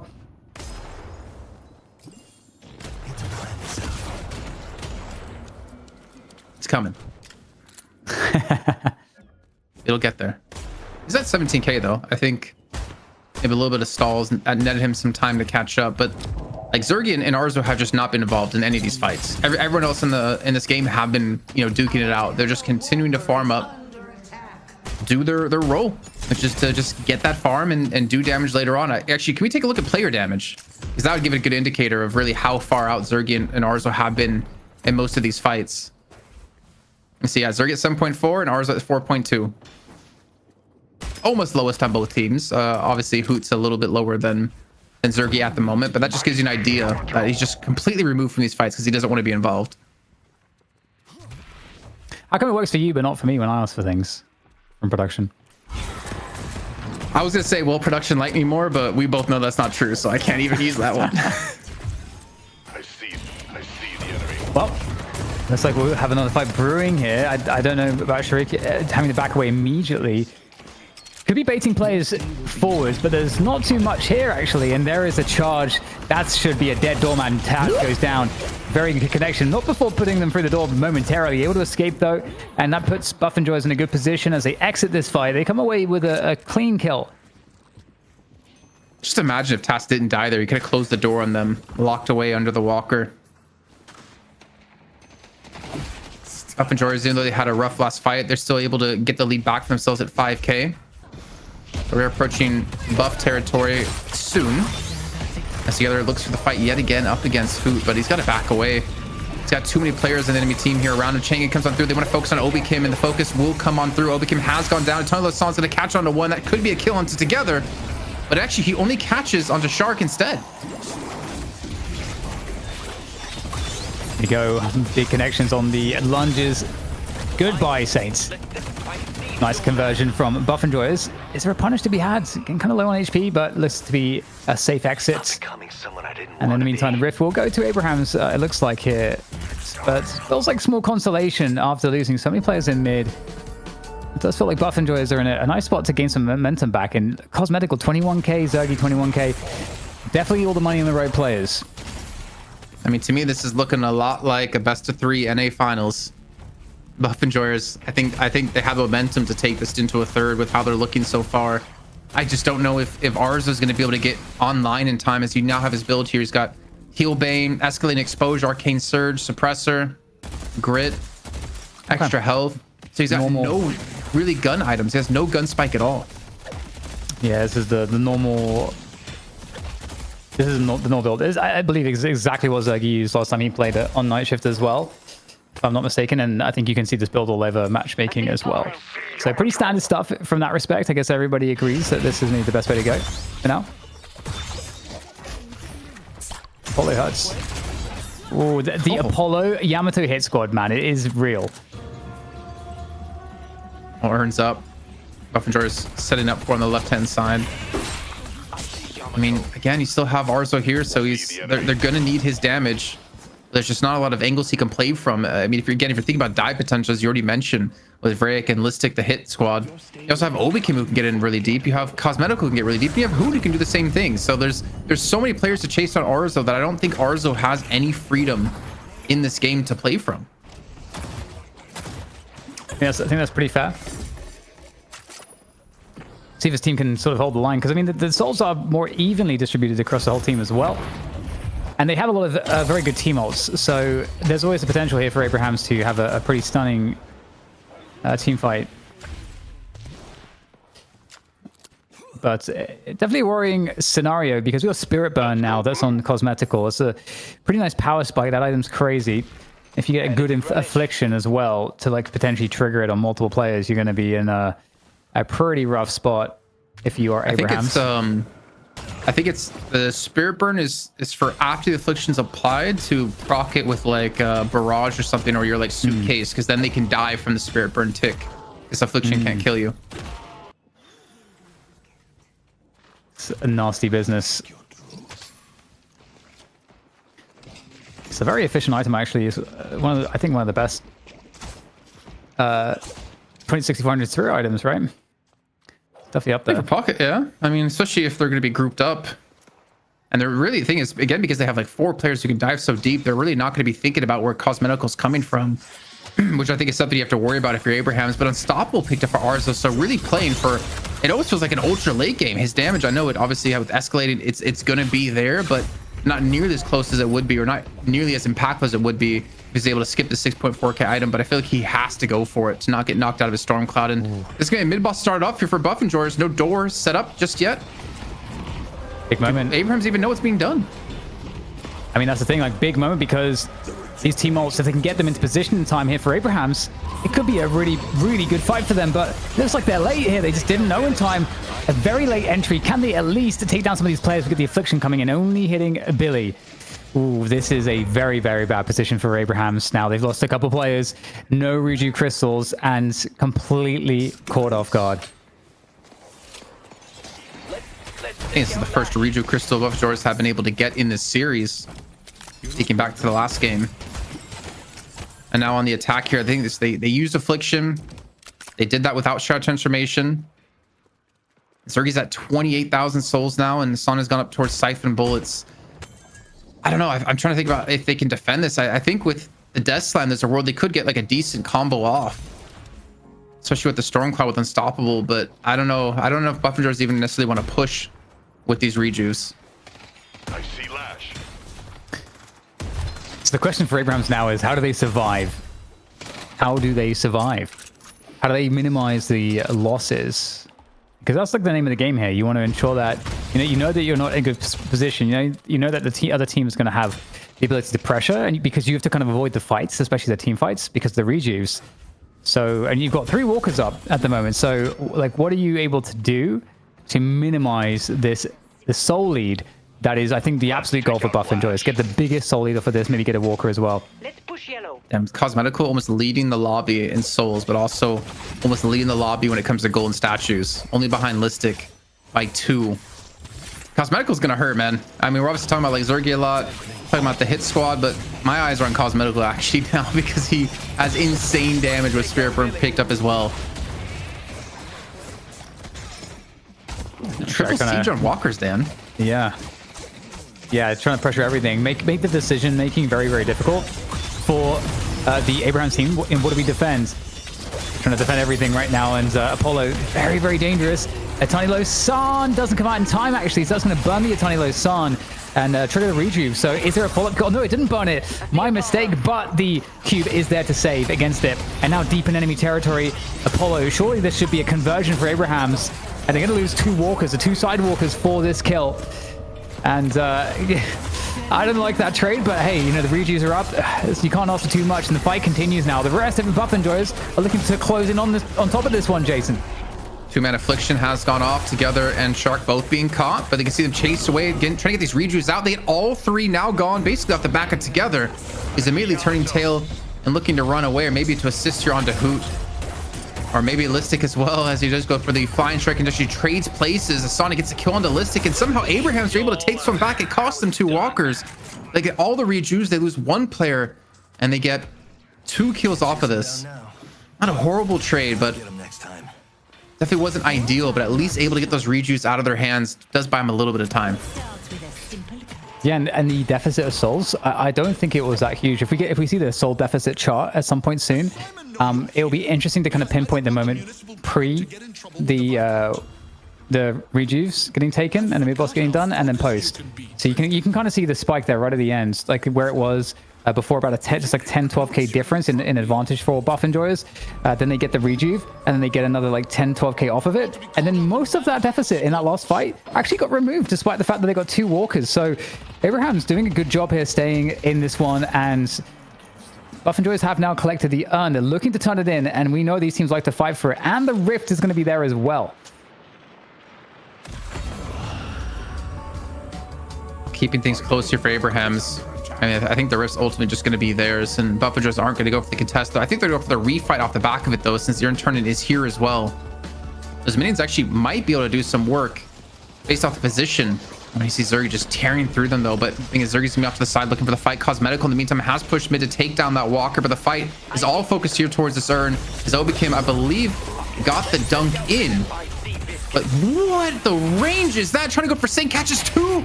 Most importantly, gets Arzo out of this one as well, forces them back, and Buff Enjoyers are running all over Abrahams here, forces them back to base. They complete control off the back of that fight. You can't run away from from either the Yamato or the Apollo. It's absolutely wild how they can continue the chase, but did they go too deep? In comes the counterplay, and that's a good catch there. The Flog on the way out, back into the base, the safety of the base, but the Affliction, there is no safety when Cosmetical turns up here, looking very dangerous indeed. Managed to pick up that Transcendental cooldown as well, and the fight continues over towards this left lane as now the isolated kill onto Together looks to be in play. Together, though, squeezing out one kill onto Overkim and somehow surviving for a surprisingly long time, but the inevitable result does happen in his death, and now Silent Sniper, the only sole defender here for the base. And I mean, ultimately, again, a 22k difference. Are they going to lose both shrines? It looks like that's very likely. There's not enough support here. Everybody is mostly dead. There's no death slam, so it's definitely hard to keep this shrine up if they went for it. But instead, Buff George is going to back off, continue to grow that lead up to 23k now. But more importantly, with that shrine being down, that lane is going to continue to push on through, forcing Abrahams to give extra focus in that position. With mid boss in a minute and 20 as well. I mean, I see a world Buff and George can force the objective, force the scream, and then immediately turn it in towards a fight against Abrahams. Especially if you get him into close quarters where you don't really have to chase too far, and it makes it much easier for like Vrayk, Listic, Obikim, and Hoot to catch up multiple players.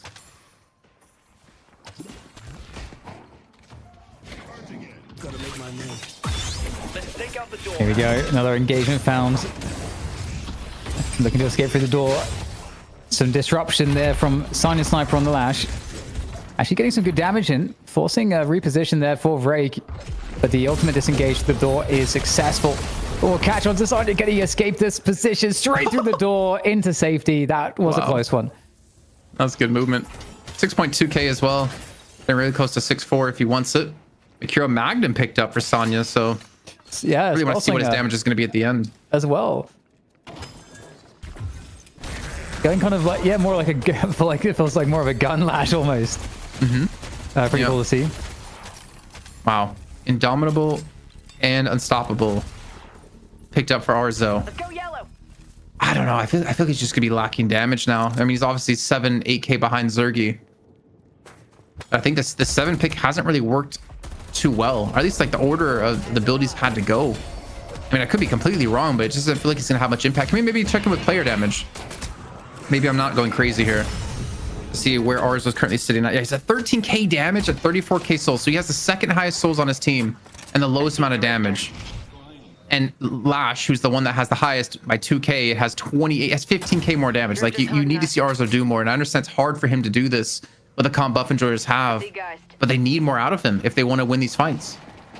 Yeah, it's gonna be about these later game now team fight setups.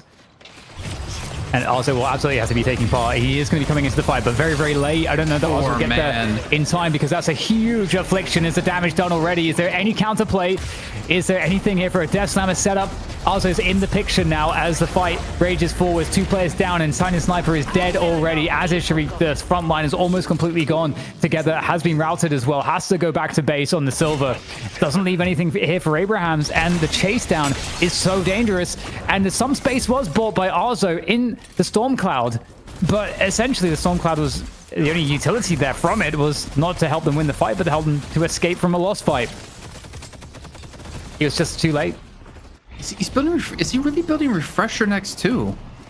Is this more of like a support? I mean, you were saying before this is kind of, if you remember correctly, it's the build Zerky went with, but is this more just a support 7?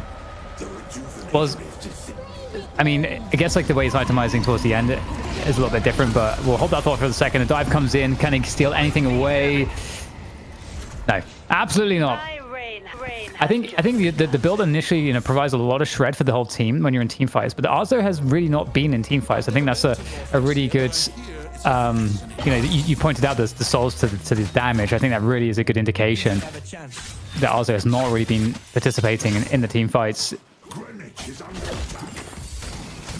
I mean, I can understand parts of it because, again, it's really hard to play the 7 into this composition, especially when you have like no mobility. You're kind of depending on your front line of the team to give you space, but Buff and George doesn't care about the front line because they just have everyone who can just bypass it. Oh man, it's looking at the beginning of the end here. Continue to charge on forward. 1 shrine left to go. Sonya's low on HP. Does have Death Slam available with 3. Oh, they get the kill in towards spawn as well, so they have no chance to Death Slam them back. I think this is going to be it, actually. I think they can just finish the game here. Yeah, it's funny. You almost would have rather had the Dynamo pick over the 7.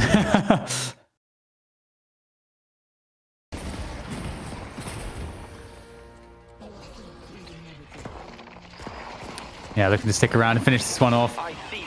The plan not working out for Abrahams. I mean, it looked pretty okay towards the beginning of the game, but as things went later and later, we saw the problems, and Buff Enjoyers take full advantage to get map 2 in the bag.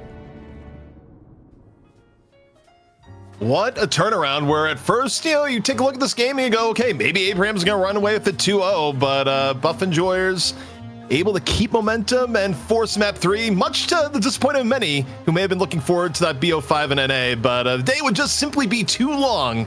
But we got to break this down here. Jason, starting with you, what changed in your mind for Buff Enjoyers going from game 1 to game 2? Well, having a 7 on the enemy team definitely helped, who wasn't putting up any damage, I think, for sure. Obviously, I feel like they played much better in like the mid game for sure. The thing is, they got lanes they wanted because they were the ones to initiate the initial lane swaps. I think like this, as DDK pointed out, like this hit squad of Yamato, bringing it back, Apollo, Drifter, and Abrams.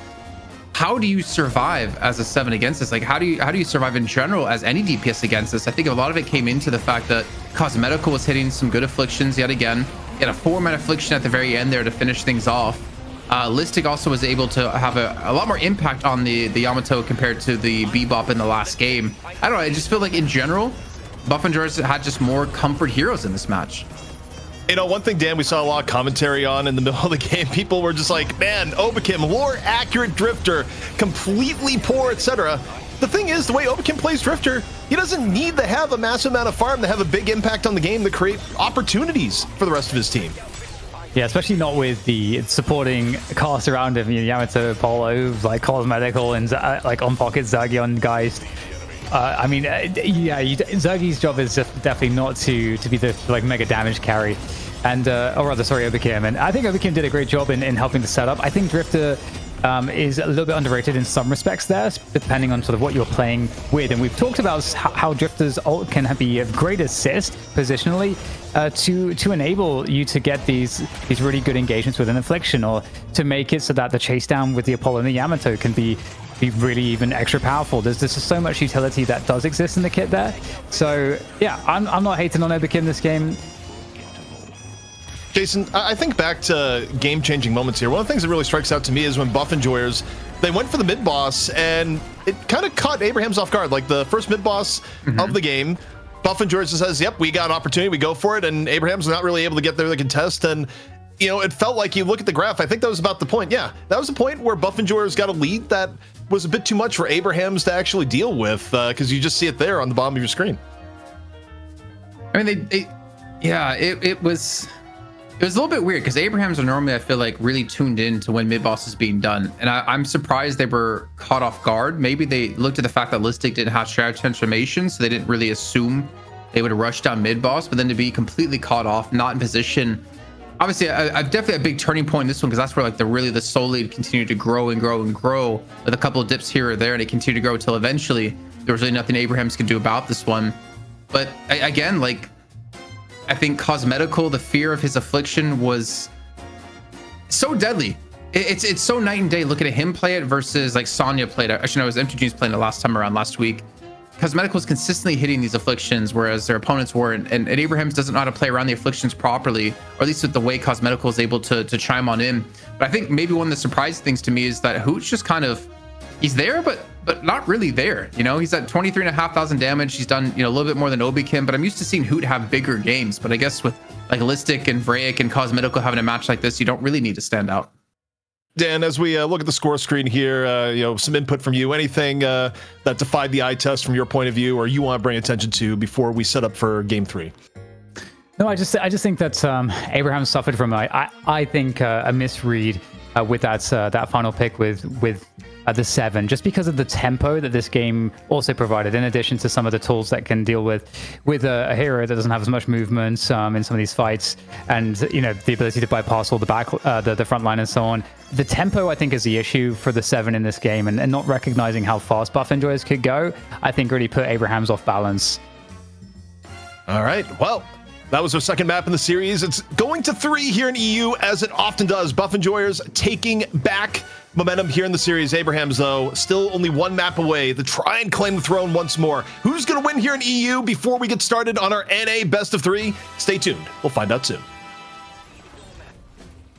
It's Night Shift 47, and here in EU in the money match, we are going the distance 1-1 between Buff Enjoyers and Abrahams. ZP here with Jason and Dan. And Dan, as we look at how this last series broke down, Buff Enjoyers, they made the right adjustments, came in with a little bit more frontline, and found something that worked. But how much of that was Buff Enjoyers changing things up, and how much of it was maybe the 7 wasn't the right call? Yeah, I think it's interesting because it should set this third draft up to be the most interesting, because both teams have found something that works and something that doesn't. I do wonder if having to go to the 7 at the end was a little bit of a, maybe we kind of messed up the first part or mid part of our draft to kind of have to make that call there where it didn't fit the tempo. I feel personally. So we'll see what adjustment they make. I think that this could go a lot of different ways, and they could have got Dynamo, man, but they didn't want to pick a top 3. Jason, you're with Abrahams, and you're kind of looking at what has worked, what doesn't. What do you want to maintain, and what do you want to change up looking into map 3? If I'm Abrahams, let's see. I think, I don't know. I'm thinking like the bans, like the pocket ban in game 1 versus the pocket pickup in game 2. Was the pocket something that was so empowering for Buff Enjoyers? I think partially. I think you maybe need to pick away at this like dive comp that they were running. Maybe that's more of the focus, because I mean the pocket may be something you take away, but then don't let them get like Drifter, Yamato, Apollo, and Abrams all in one go, because we see kind of the pressure of that like dive comp, what they can do against you. So yeah, maybe like looking at the bans, maybe try to deny some of that if you possibly can. Also like maybe secure something besides 7, like a Venator would have been much better with the true damage against that kind of like beefy lineup, and then also you have a little bit more escape than a 7 has. But yeah, something like that maybe going into this game. I mean, makes sense to me. And, this is the cool thing, Dan, about a series that goes this long is that, both teams have already had the, experience of playing each other in the current day. And, one team has had something that's worked, the other team's had something that's worked. And now in map 3, we get to see what the final combination is, the lessons learned from both sides. And I mean, it's always feels like a war between these two teams where, what is this? This is like 3 weeks in a row now, if not 4, where it has gone to a full 3 maps every single time here in EU. And even the R1 tournament, it went 5 in a best of 5. I mean, these teams, they always seem to go the distance. Yeah, and I think that's again a really cool thing about Deadlock. Because of the draft, you can kind of just destroy the recency that the other team just found something that kind of works. You can kind of pick away at the core, and also you can just shift up the dynamics like very, very easily in Deadlock with the hero pools that are available. So yeah, I think it's going to be very interesting to see what those adjustments are. I kind of am with Jason that the pocket kind of has to go. I think that was the presence of pocket, and especially because you have cosmetical that can play it. It's kind of it's kind of rough. Jason, I just went back to confirm that I wasn't making it up in my own head, but first pick has won all day today in this EU final, where Abrahams, they start out with first pick. It gives them a little bit more initiative in the draft. They're able to win that draft. Next map, Buff Enjoyers takes first pick. And now in the third map, where it's Abraham's choice, they go back to first pick. So, just how important is first pick in this current meta? I mean, following that trend, I think we can just call the series here. Congratulate Abrahams. Then we still get the best of 5 in NA, right? I think that's still doable. And we'll allow it. I don't know if like first pick's that valuable though. I mean, maybe I'm just overlooking it, but I feel like getting there's always 3 high priority heroes open after the initial bans. So I feel like second pick, you always get 2 of them. And the first picks today have been what? They've been Mirage, they've been Pocket, they've been Infernus in one game. So they're not really like anything that to me that's like game breaking that should cause a loss because they're that good of an individual pick. Dan, maybe part of it is just the nature of Pocket here, where Abrahams feels like they can first ban it, they can still come in on the Billy. Either way, I mean, both teams kind of sell this idea that first ban is worthwhile, but to no one's surprise, Abrahams are going to come in and choose the Billy. But the interesting thing here, it leaves open the doorman for Buff Enjoyers.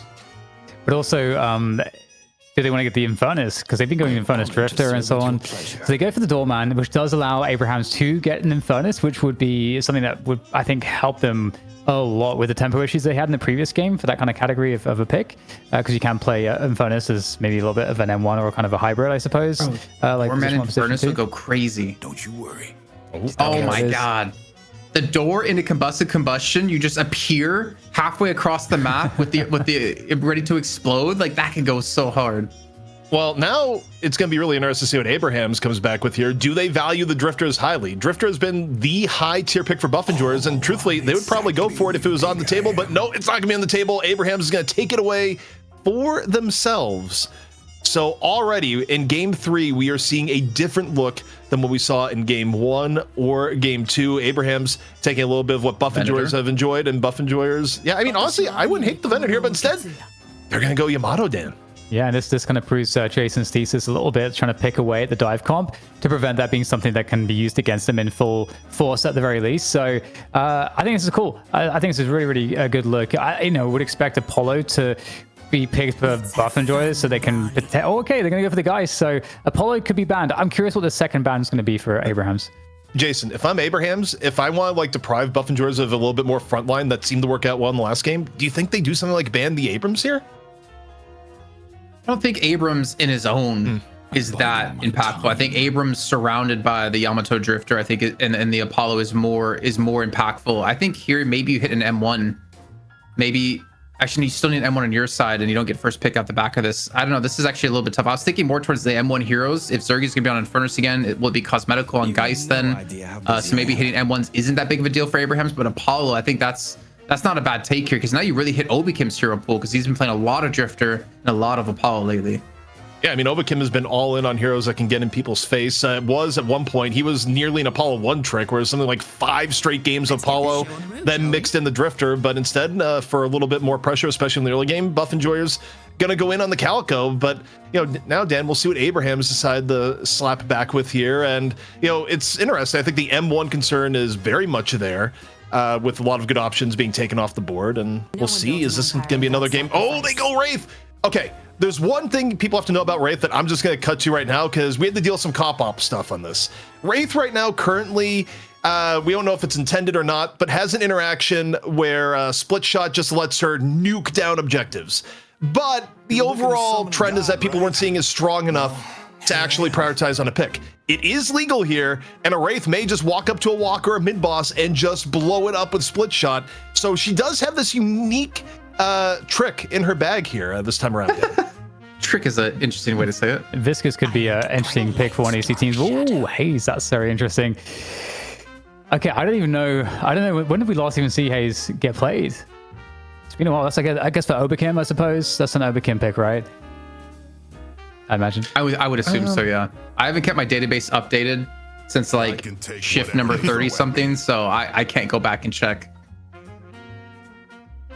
All right, we'll see what the final pick for Abrahams is here, but this is already interesting. We got a Haze coming up here where Haze, of course, probably Dynamo. A little bit better than people have been giving her credit for it. I mean, look, they could finish with Dynamo. Instead, they're going to go with Ivy, where, by the way, Ivy also has some hidden tech that we had to make a ruling on, where if you softly land someone on the ground, and it's a little bit more involved with that, you can actually like store the bomb and it'll like go off on you a little bit later. It's a little bit specific, but both teams are like, hey, this is something that could happen. Teams may use it. And they're like, well, it's kind of a pain to regulate, and it's not game breaking to where Ivy's first pick, first ban. So yeah, go for it. So, I mean, Abrahams, they're pulling out the stops potentially on some of the extra special tech here, which again, both teams were well aware of before this game began, and both teams were aware it's legal, just to get ahead of anyone being like, bug abuse. Nope, all legal. Interesting. I think the Ivy Wraith interaction with the tether, now that the tether is a bit better than it used to be back in the days, it's going to be kind of cool to see how that interaction works, because we haven't seen, I think, Ivy and Wraith, I think, that much recently. Maybe you see Ivy and Venator, which is obviously pretty scary with respect to that. But yeah, that's gonna be a fun threat, I think, going into the late game. And I think with Wraith, it's not gonna have the same issues as Seven. Like Seven, the Seven last game was quite tragic. I think it's fair to say. So this already looks way better. Sorry, I was typing to production here. Man, would you call? Okay, I feel like I feel confident in saying that the Ivy has kind of come over to EU side after seeing it in North America, with just picking up someone that wants to get in the face of your opponent, like specifically like a specific player, and then just dropping them on. I feel like I've been seeing a lot of the community say Saya kind of originated that. Would you disagree with that, ZP? Do you have a different opinion on where that came from? I mean, I think in terms of comp play, you saw it a lot on the NA side of things for sure. But I mean, people are also doing this in pub games and high ladder games. Like, people are being really aggressive with Ivy. So I think it was something that was kind of floating around in the scene. But, you know, as far as like people's exposure, if you just watch generally through Night Shift, you have seen it more on the NA side. But, you know, its potential that I think has always been there. But this is shaping up to be a really interesting one. I'm just thinking in my head about, you know, how this is going to go down. I mean, the Buff Enjoyers early the mid game looks absolutely terrifying to me. Abrahams, though, I think by comparison, if they're able to stay even and get to late game, I think, you know, I'm looking at the two, and I think things get really difficult for Buff Enjoyers because being able to stand and fight if you don't have, say, a Turbo Farm Geist or Abrams here is going to be difficult. And Abrahams, I think overall, the scaling is a bit more in their favor, but either way, it's going to be super interesting, Dan. Yeah, for me, I agree. I think getting to late is going to be very helpful for Abrahams. At the same time, you know, Yamato is a hero that we know needs to kind of get ahead early, or at least be able to dictate the pace and dictate be taking the initiative out of that early laning phase. So I do think that early laning phase dominance is going to be very, very important to kind of get right, so that Abrahams can really start to stretch. Because I think also, you know, a Drifter, a Lash, you know, there's a lot of potential to do a lot, I think, with those heroes in that respect. But I think you can say the same for Buff Enjoyers. They would a lot, especially with, I think, the Haze pick. I think it goes underrated for how well it can do setup. All right, well, the stage is set. Only one team can walk away with the prize. It's 1-1. Which team made the better adjustments? We're about to find out. Map number 3 underway. Jason, Dan, take it away. Starting with Jason. Yeah, better be me this time. We each get 2, Dan. You got 2, I got 2. But you know what? You kind of conceded the last one to me, so I'm going to concede this one to you. Well, I double concede, which puts it back to me. Or it means ZP solo casting. Well, either way, you know, let's look at these lanes, Jason, because I don't know if you agree with me, but I really do think, maybe it's a Captain Obvious thing to say, like in Counter-Strike, it's like, oh, the pistol round is important, but you know, it's the case that getting that first Guardian down, getting to have the capacity to snowball, or at least to pressure the opponent, force them to have to react, to start, you know, moving heroes around the map, to ensure that they don't get, you know, taken advantage of when you start to imbalance the lanes. I think that's such a powerful thing to be the team that does that. And I'm curious who you think that team's going to be off of these early lanes. I'm a little bit scared of Tass on Drifter, honestly, after what we saw before with him and together in game 1, and he's paired with Sharik on the Yamato. Apparently people say Yamarto, but I don't know where the R comes from. I think that lane has a lot of potential, and I don't know, man, if you're going to put Sharik on Yamato, I feel like it could be a pretty interesting runaway with the game. Like, if you're that confident he can play it, because we haven't seen Sharik in a very long time when it comes to competitive play. So I'm leaning towards that. If there's going to be one breakout lane, at least for Abrahams, we're talking like pistol round-esque. For Buff Enjoyers, yeah, Calico Abrams, I don't expect much out of. Then again, they're against a Wraith, so maybe some potential. I'm gonna give it to Abrahams. That's my final answer. Lock it in. Okay. Yeah, it's gonna be fun to see. I'm very much looking forward to the Wraith. I think that you can do some interesting like spirit-based builds with Wraith that make the dagger hit really hard. But it's been a while since I played around with Haze. Sorry, it's been a while since I played around with Haze, so I'm gonna be really interested to see how Oberkim plays it. Oberkim historically really made it very support heavy with the Haze. You know, you see a lot of slowing Hex like very quickly. You know, just really trying to maximize the kill potential off of that setup from the dagger. So we a fun callback to Oberkim's past in terms of the hero pool. Well, there goes my whole discussion about the pistol round. Task first blooded here by Zergy on this right hand side. That's all I had to say. Just had to, really make fun of myself for my prediction and how wrong I was. I see the enemy. Well, we are going to see Zergy on the Infernus again. He had a pretty poor Infernus game previously. Looks like a bit of a chase down onto Taz. Let's see if he's able to survive this one. Looks like he'll be able to get away. I'm curious if Abrahams is going to go for the focus again on Zergy.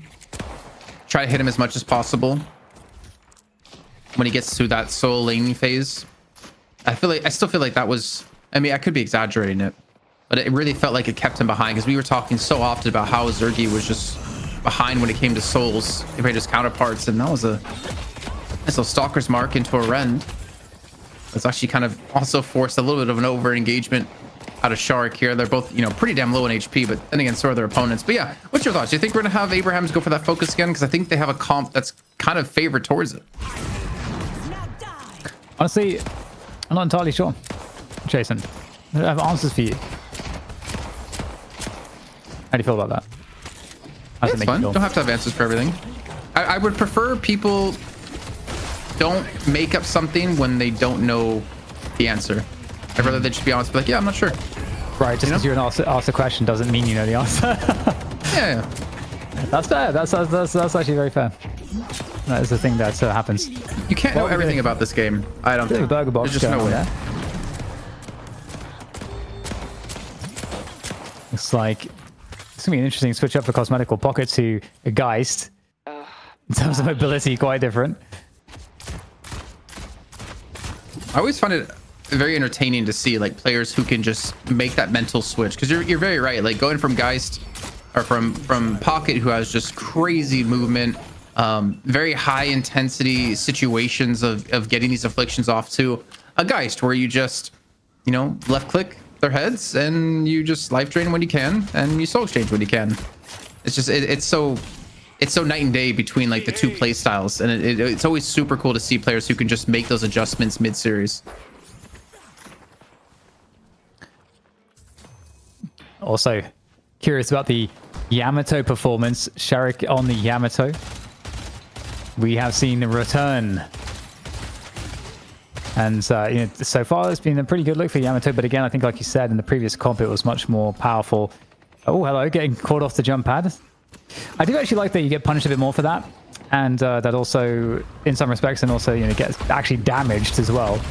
But boom, big stomp coming on through, looking to try to escape the situation. Health getting low now though. Zergy trying to find the escape at this point. I don't think he's gonna. Yeah, he's gonna get power slashed. Very good chase down. He was a little bit too deep. Fight continues here, as looks like another catch is had onto Hoot. Gets taken out as well, so maybe throwing some good after bad here from Buff Enjoy's perspective, as they might be in a little bit more trouble. Again, we talked about the lack of mobility. Cosmetical stuck between multiple players here. Definitely more mobile than him. Oh my god. Oh my god, he's got backup at a Zergy here now. They take down Tass. Does he really survive this? Oh, okay, there we go. The Crimson Slash comes on in to finish him. Maybe another Crimson Slash to actually heal back up against Zergy here, but the backup is going to be there for Zergy in the form of Rayek. Get a little bit turned backwards there. And it looks like Zergy, 4k souls, so having a much better start here than he did in the previous game on Inference. Yeah, much more normal, and also Cosmetical, you know, doing a pretty good job on the start as well. Nothing too crazy, but, you know, staying in a good pace at the moment. Despite some disruption, now the assault onto this left or right side Guardian here. Abrahams, can they defend it? They don't seem to be able to do so. Gonna be losing that one. So the question we had earlier is now answered, and the first Guardian going down is going to be in favor of Buff Enjoyers, which does allow now some rotations. It also does now force the choice for Buff Enjoyers of who gets the solo lane farm. Is it Zergy or is it Cosmetical? And I think that's gonna be interesting to see like what the decision is gonna be. And in my head, it's gonna be Zergy. As I can see in the minimap, it looks like it will be Cosmetical, or they're both just gonna stick around and continue to soak up the farm, or Zergy's just gonna go take some jungle and transition towards another lane. Maybe he can pull off the gank towards the left-hand side, because we can see there's a 3-man squad over there for Abraham's ready to go. Yeah. I like the move, Jason. You know, we saw the right side Guardian get lost by Abrahams. They take the second player away from that lane. They're like, let's try to equalize on this left lane. However, it wasn't really working out for them. They're going to have to peel that player back off. Only 2 players now for Abraham's on the left side, and now they're outnumbered. 3 players there as we see the focus here for Abraham's get put in this mid lane. Not really going like they wanted it to, though. Can't quite find the opportunity for a kill or pressure on the Guardian. No pressure on the Guardian. Still kills being traded. It's a 2k lead for Buff Enjoyers now. They're grouping in towards middle. Are they really going to leave Sonya on the right-hand side to solo farm? Up against Cosmetical. Interesting to see like the big switch up. I don't actually remember the damage. I'll have to check in a second how much damage Sonya did on Lash before. But that was an airdrop into death, unfortunately, for Shark there. Doesn't actually clear the headspace. It's obviously Yamato's 5-foot tall head does prevent you from actually getting through some of these areas. Yeah, really interesting macro, I would say, from Abraham's. They're really trying to play the best that they can after losing that initial Guardian. Ooh, big melee coming in there, shipping away some more damage onto Taz. Nice Stonefall, my goodness. He's going to be able to catch some extra damage onto the Sick as he falls away.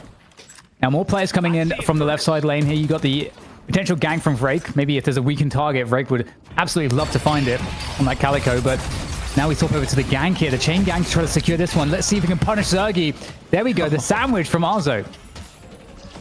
Yeah, I don't know if that was intentional or not to get the kill into him, but again, that goes back to game 1, punishing Zergy, keeping him behind. He's at 5.7. He's still doing all right, but he is falling behind some of the key players on Abraham's side, and if he dies another time, that's when I'm going to start to get a little bit worried for him. The shot transformation comes on out. Fine strike as well for the connection. You can see on the side Listic just trying to hover around this fight, wait for the transformation to actually finish off here, and Sonic gets actually daggered up here on the high ground on top of that billboard as he looks to escape, and Abraham's I think going to be on full retreat, though Arzo's going to be here. And if I'm not mistaken, Arzo's probably done more player damage in this game than he did the entirety of last game. Yeah, able to get way more active on that Wraith. Way more active and present. Got to speed back to this Guardian, though. It's going to be taking some damage from the troopers who are making their way now. Well, they've made their way. They're slamming into that Guardian. So in for the farm, we'll see Arzo. You can see he is indeed doing a... Okay, only slightly better. Actually, 4th from the bottom. Still, slightly better on the ranking. Actually, Dormant's been doing heavy lifting. Oh my god, what the hell did we just see there?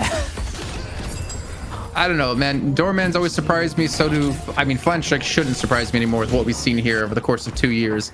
I wish we had like a compilation of the most egregious flying strikes we've ever had across Night Shift, but that'd be really difficult to do because we've had so many of them. Another one coming around the corner, going straight on for the dive here up against Hoot. Does he get inside the, I think he got inside the closet, actually. Yeah. He's going to survive for now. Uh-oh. Break with the punish. Calico very good at that. And Zergy now in trouble, getting slammed by the cards. Arzo on the Wraith, able to take down Zergy on the Infernus. That's going to feel good because both are very important farmers. Oberkim letting it rip there with the bullet dance. We'll be forcing players back out of position. Again, though, we've got Buff Enjoyers controlling the space pretty well there. Oh, and preventing the urn from being deposited.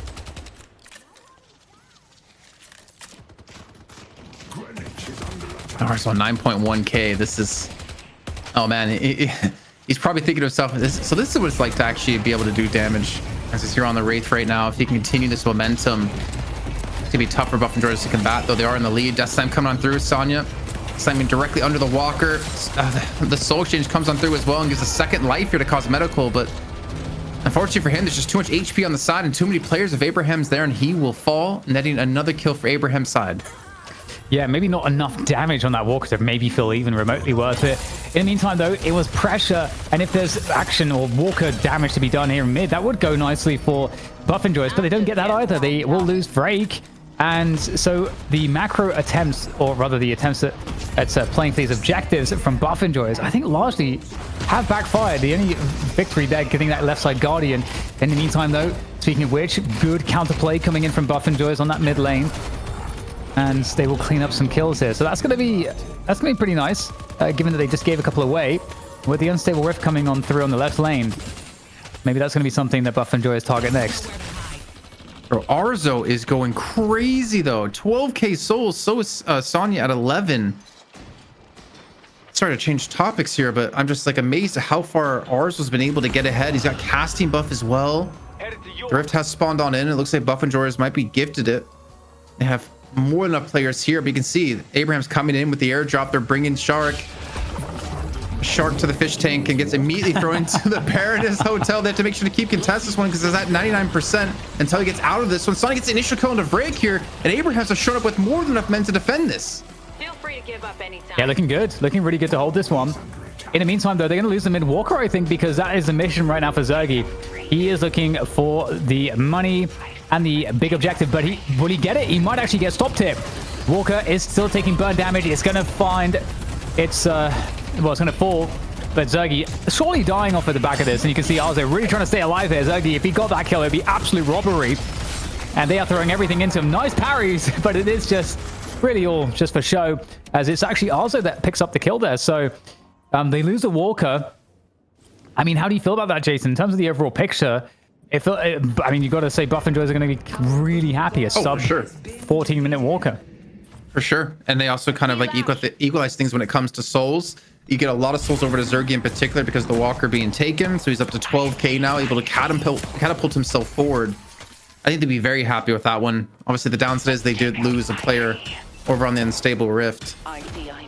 Yeah, I think the macro decisions there to Buff and Joyous ended up working out in their favor, hands down. And now it's what about can Zergy do with this one? And what can they do? Because that map control they now have with the mid walker down really opens up the rest of the map for them to just continue to take away jungle camps if they possibly can get in.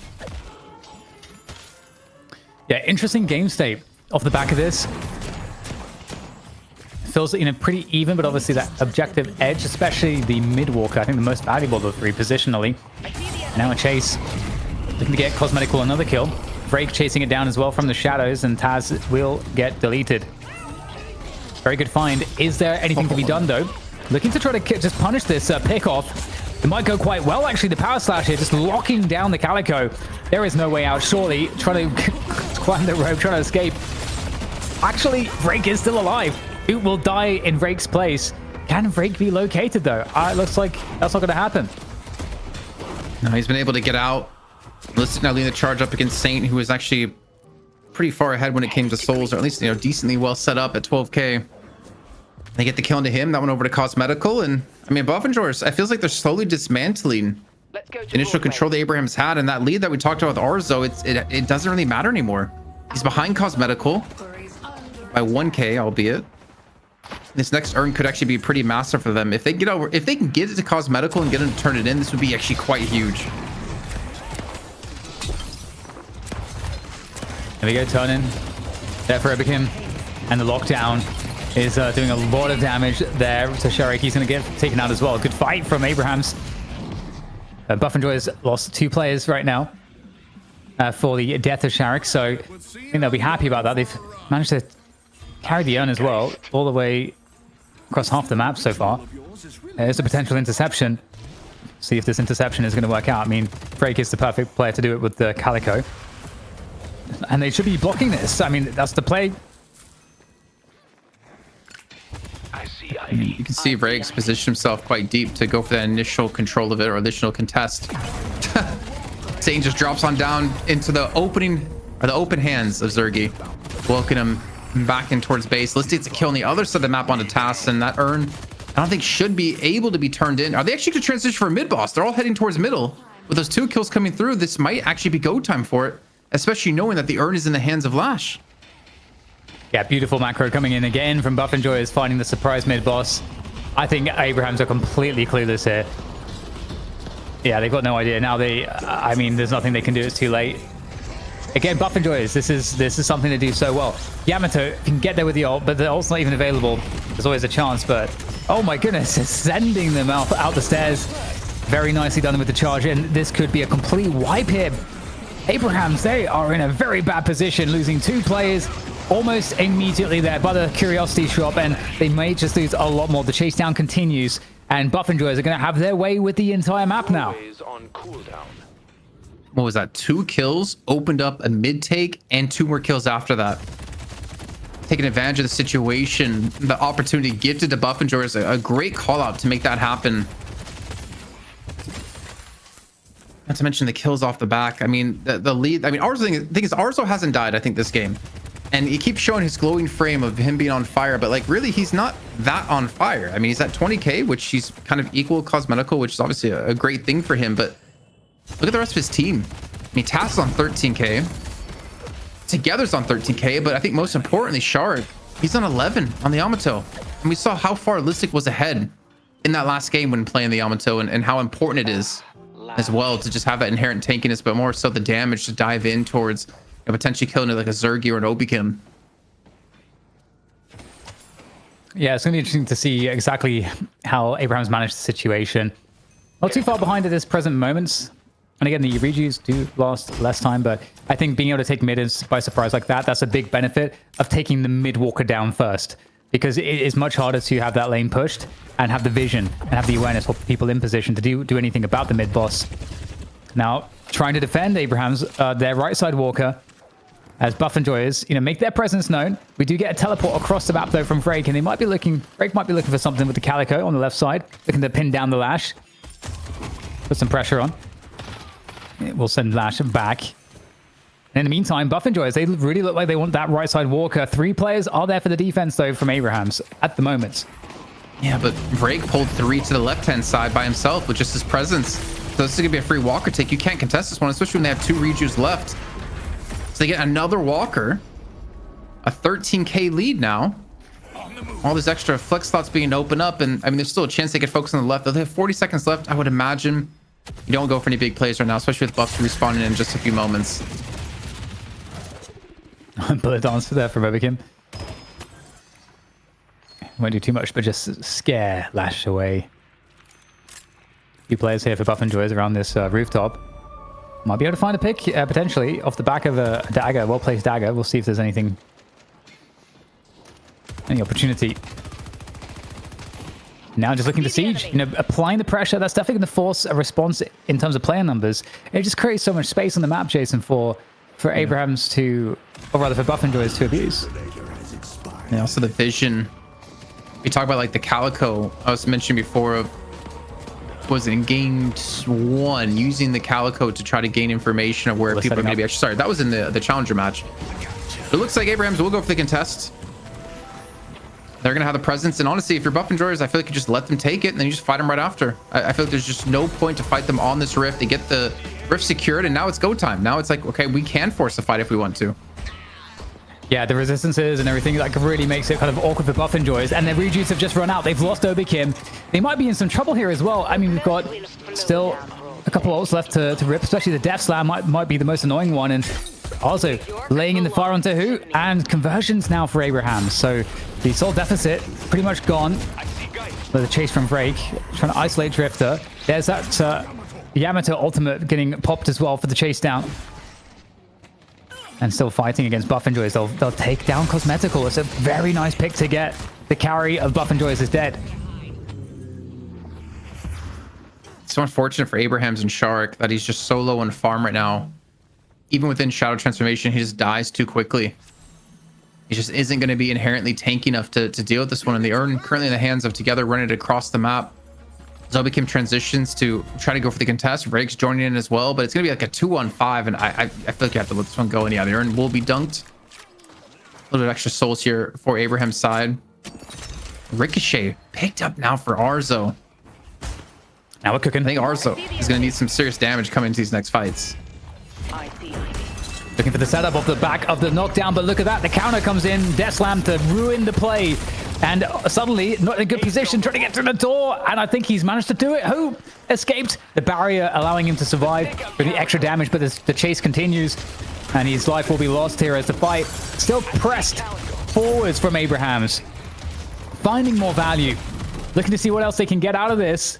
If they pick up another kill here, they're going to get a lot of map control at the back of it. Still looking for it. Together goes down, though. Nice isolation from Zergy, but now he's going to get surrounded, stunned, and just absolutely destroyed there. So little health, but he's managed to get away with a flame dash. 120 health left. Surely they're going to be able to find the catch onto Zergy. Surely they don't let him get away, but he will find his escape.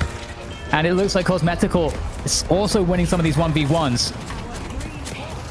I mean, Sonya's winning some of these 1v1s as well as they takes down Obikim, like the gun build working out for him, but he's lost all of his other players. It's down to him and ours are the most fed players on the side of Abrahams to defend against the 5 remaining buff enjoyers. I guess it's going to be 3. Then Zergian, who would have returned back towards base, but Arzo, he backs off to go farm a wave. And Sonya is between a rock and a hard place. Yeah, I don't know how he's getting out of this one. He is being hunted by 4 players. He damage from Cosmetical, though. Boom, there we go. Yeah, Cosmetical absolutely ripping people to shreds. And I think, you know, what was really unfortunate for Abrahams, who had a great start to that fight, was the fact that they had players get isolated by the opposing carries.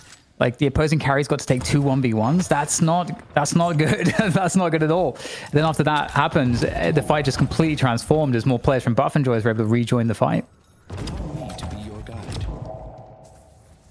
Still, though, Jason, it's still a 10k difference, so still not too much in the souls between them, but the objectives is where the difference is. Yeah, you would imagine Abrahams take down 2 walkers. That gap's really closed. Mid boss is going to spawn on in. I don't think there's going to be any team waiting for this one. I don't think you can get away with that a second time here for your buff enjoyers. But when do we see Abraham's confident enough to push? Are we going to see them look for any of these walkers anytime soon? The thing is, like, they're pushed into... I feel like it's not the worst comp to push into. Obviously, like, the door you have to worry about with the cart, but I mean, you have a Lash on your side, and I feel like Lash just kind of makes it even more difficult to defend for a team. It does feel like quite a pivotal moment in the game now, because the next mid boss, if it goes to Buff Enjoyers, you know, they'll get the final walker most likely, and they may even be able to siege the base.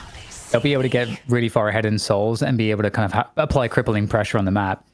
Whereas the Buff Enjoyers, or rather, sorry, Abrahams, if they're able to find a good fight and maybe get a pick into a mid boss themselves or just win the mid boss fight, you know, suddenly we're in that late game stage where Arzo becomes an enormous problem, and maybe maybe things shift a little bit. Does Arzo have a Dispel Magic? I don't remember seeing one, but I don't remember actually looking. Because a Disarming Hex could be really important. Okay, he does have a Dispel Magic. Okay, so if they can get him to blow the Dispel Magic, like, that Disarming Hex is going to shut him down for such a long time in these fights. Or even, to be fair, Sonya, right? Because Sonya is doing a lot of damage as well. Don't hate the pickup here to Obikim going more utility.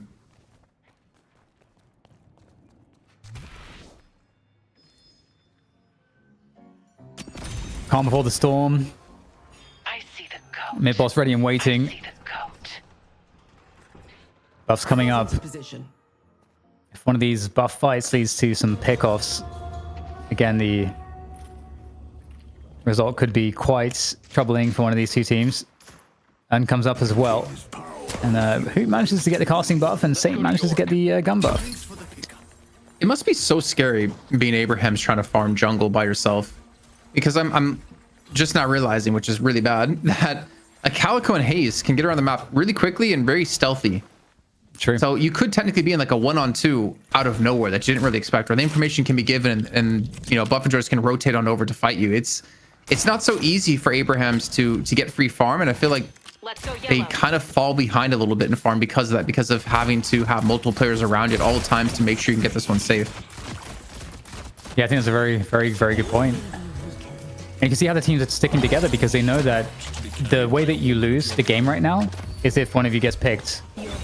So both teams for the last couple of minutes have been moving as almost entire packs, where, you know, maybe they're a little spread out, but if something happens, they can kind of roll it into a full team fight if necessary to really respond.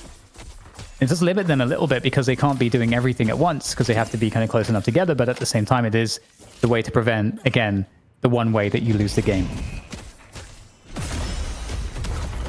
Okay.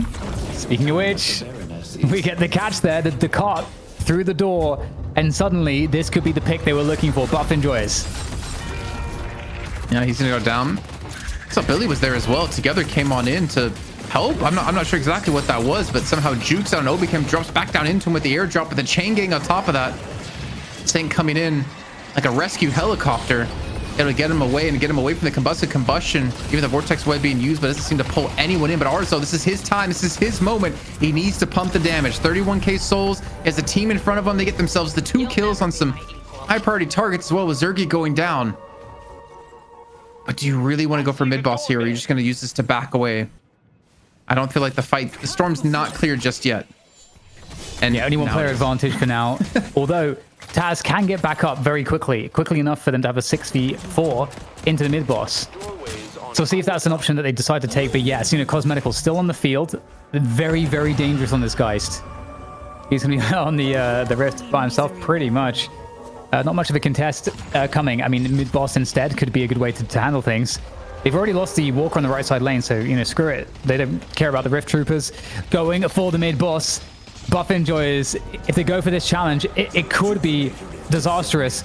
Do they have any tools to really do anything? I don't think so. No, Phantom Strike comes in. You've got an attempt here, and we'll see if it's going to amount to anything. No, they all die, and every crystal conceded. I see, guys. Crit stomp by Saint. I was really worried by Hoot there to potentially push someone out through the door, but able to keep themselves up. We finally get to see the Rift Troopers looking to do some damage. This is probably the most damage they've done here on the night shift. True. Looks like they won't get much, unfortunately. So they get the Rift, yeah, for Buff Enjoyers, but they lose the mid boss. They lose a couple of lives, and they're finally going to lose their first Walker of the game on the left-hand side. Finally, we see Abraham's open up some flex slots and close down this soul discrepancy, which technically isn't there if they take one more Walker. And there they go. Yeah, very interesting turn of events now. The game state really shifting into, Abraham's favor, undeniably. And, Arzo coming online at the perfect moment. And I got to say, Jason, that fight where it started by you seeing the doorman, Hoots, casting the, I guess, lowest value player ultimately, to be honest, Taz, through the door into the Walker. It looks like a great spot to get a pick and get ahead. But somehow, Abraham's turned that into an amazing fight for Arzo, where he just picks off 2 players. And that's a very hard situation for Buff Enjoyers. I don't know how you can ever predict that that's going to be the outcome there. Let's just see player damage in a second when this fight's done. I'm curious where RSO's currently ranking together. Immediately blown up here looking for this last Walker as it's a full-on 6v6. Hoot and Vray cannot really see anything around this one, being pretty much controlled by the Drifter, as always gets thrown into the Baroness Hotel. And the thing is, he has been not killed this entire game, but it looks like that will end here momentarily. There's the last rejuve of the game here. Gone for Abrahams. He gets carted back under the Walker yet again, trying to get on out, and actually does slip past the defenses and somehow create some distance, but he's being chased by Zerg. He's being chased by Vrake. There's no way he survives this one. And finally, the first death of the game here for Arzo. 86-second death timer. And Buff Enjoyers, even with the rejuve against them, they still hold on strong and only lose 1 player. That seemed like a crazy overextension, Jason. Abrahams, they dive in there. They're looking to set up the kill by sending, or the kills by sending together in deep with the chain gang. But it just seemed like too ambitious, given the results here. And looking to maybe take down Taz as well. Looks like the Baroness will get blocked, and maybe Taz survives. Nope, never mind. Hoots looking to survive. Oh, please don't notice that I'm here. The juking from Hoots. Oh, that's just horrendous. Poor together. Poor Abrahams, man. They're about to lose this game here. The first shrine's going to go down. All 6 players, the Buff Enjoyers, will be up and ready to go if they want to take down this last shrine, with Obikim respawning back in. I think this is a first stage patron as well. Like, Buff Enjoyers in full control of this game now. Would it look like Abrahams had the comeback? Again, that push, that dive onto the Walker, it just seemed like they were going a bit too, maybe overcooking a little bit, because the game, especially getting this late with the Wraith, with also having playing so well, they had so much time to macro a better fight, pull players away, start split pushing a little bit. There was a lot of options, I think, Jason, for them there, and sometimes you make a decision like that, and it's really cost them. With that said, 20k differential. Not the end of the world. However, Cosmetical and Zergy are feeling extremely threatening right now. Yeah, let's see the player damage. I'm curious. Cosmetical was so far in the lead before at like 30k. He's up to 43 now. And Arzo has finally started to come online at 29k, but he's only just surpassed Zergy. And Cosmetical just keeps doing the damage, and he's not even necessarily the focus of these fights. 41,000 souls. He's gonna be so difficult to take down in these engagements. I don't know how Arzo does it. I don't know how he can. The thing is, like, luckily for him, there's really not much of a front line. He just has to survive. And we saw Zergy and Vrayek just immediately charging forward to deal with him once they had the initial catch. And they're throwing every, bit of CC they possibly can at him. He got carted right after the reju, further in towards the walker. Oh my god, look at how much area of the map that door covers. Let's push yellow.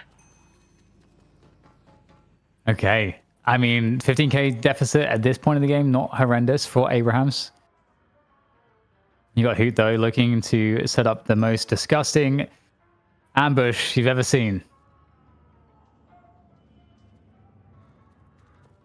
Honestly, I hate to look at it because I feel like I've been on the receiving end of this in matchmaking, and it's just... until you get hit right, you don't know how ridiculous it is. To say he's playing on the like edges of his doorway, and he had Veil Walker too, so there was an opportunity for him to catch someone, but I think Abrahams are just playing around the edge. They don't want to get caught. You see, like where they're currently standing, they're not going inside of that circle, not being sure where Hoot is going to be. Yeah, that's a very good point. And they don't have to do too much at this moment in time. Right now, Buff and Joy is not really extending their lead in terms of souls. But there it is. Oh, the block, though. The block, I don't know, is that Indomitable? I'm not sure exactly, but it blocks the Baroness, and that's going to be very helpful. There is, though, the Eternal Knight coming on through from Taz there to make life a bit more difficult, how to navigate these team fights when you can't see. And that's going to be a retreat, though. Abraham's backing away. They don't like how this one looks. It was a really quick reaction of Shark there. I think that was a counter spell actually to stop the Baroness Hotel. Oh, really? And he didn't get carded. I mean, he used it for the card, but I think it got caught in the Baroness Hotel, which is just as good as the card as well. Wasn't going to connect. I think he was too high in the air at the time. Now they're all grouped up here playing inside that zone, which is so deadly. Arzo, I keep saying it, but a lot of the pressure comes onto him. He's got to make this 41k souls work. He needs the protection of his team. You can see Vreg on the minimap just hovering around the backlines, looking for the catch, trying to see exactly where he's going to be. And they actually spotted him out. And Vreg, he's trying to go for his target here towards the back. And Combustion being used as well to try to catch him. And look at this, Zergy, everyone diving straight towards Arzo, towards the back if they possibly can get to him. Yeah, now you can see the repositioning from Abrahams falling back, creating some space to try to re-engage into this fight, make it a little bit more favorable right now. As you can see, Cosmetical trying to get some good damage in here, and he's definitely getting some free shots off. And right now, closing the distance, Buff and Joy is looking to press upon Abrahams. They've lost Taz. Arzo is basically 1 HP. Arzo needs to live, but at the same time, mid-boss is up at the moment. This is a very bad situation right now for Abrahams. They are in a really, really bad situation. They have to do their best not to leave any more players to the wolves, but unfortunately Shark goes down as well. 3 players dead here, Jason. Now mid-boss is absolutely going to be going against them. Oh my god, the lockdown, the Baroness Hotel onto Arzo with the quick movement out of Listed to get there with the warp stone to charge him into the wall, and the stage 1 patron is going to transform. I don't think you're enough people alive here to stop this one. It's going to be Tass and Saint in a 2-on-6. I think Buff and Joy are going to pull off the full sweep comeback here and win the last 2 maps of the series. Ours is already disconnected, and Buff and George will once again be your champions here in EU, Dan. What a finish to the game. I mean, man, oh man, just when you think, okay, maybe it's gonna be a mid-boss, nah, what about you keep the momentum going forward, you catch Arzo at the very end, and you just end the game. Buff Enjoyers, after a tough start, they win the final 2 maps, and they stay the champions here in EU. And we got a lot to go through on this last game, because we had twists and turns, but you know, guys, Buff Enjoyers kind of doing what they've always done, in that their adaptability second to none, not just in EU, but overall in the world.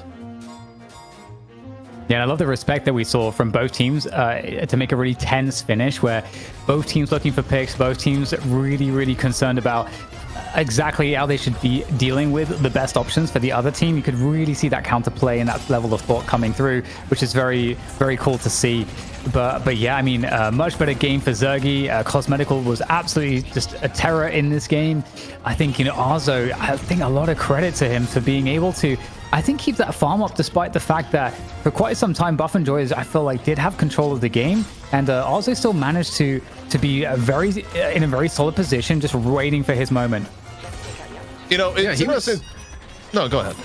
He was in a solid position, I feel like, the entire game, because as Zeep was pointing out in our chat, like, he didn't die until maybe like the last 5-6 minutes of the match. Like, he was always in the right position. He was always farming. He got a lot of kills as well. But I think when it came down to it, like, Buff Enjoyers, I feel, honestly, I feel like just barely they were able to close that distance that they needed to lock down Arzo, especially in that last fight. It was not so easy to get to him.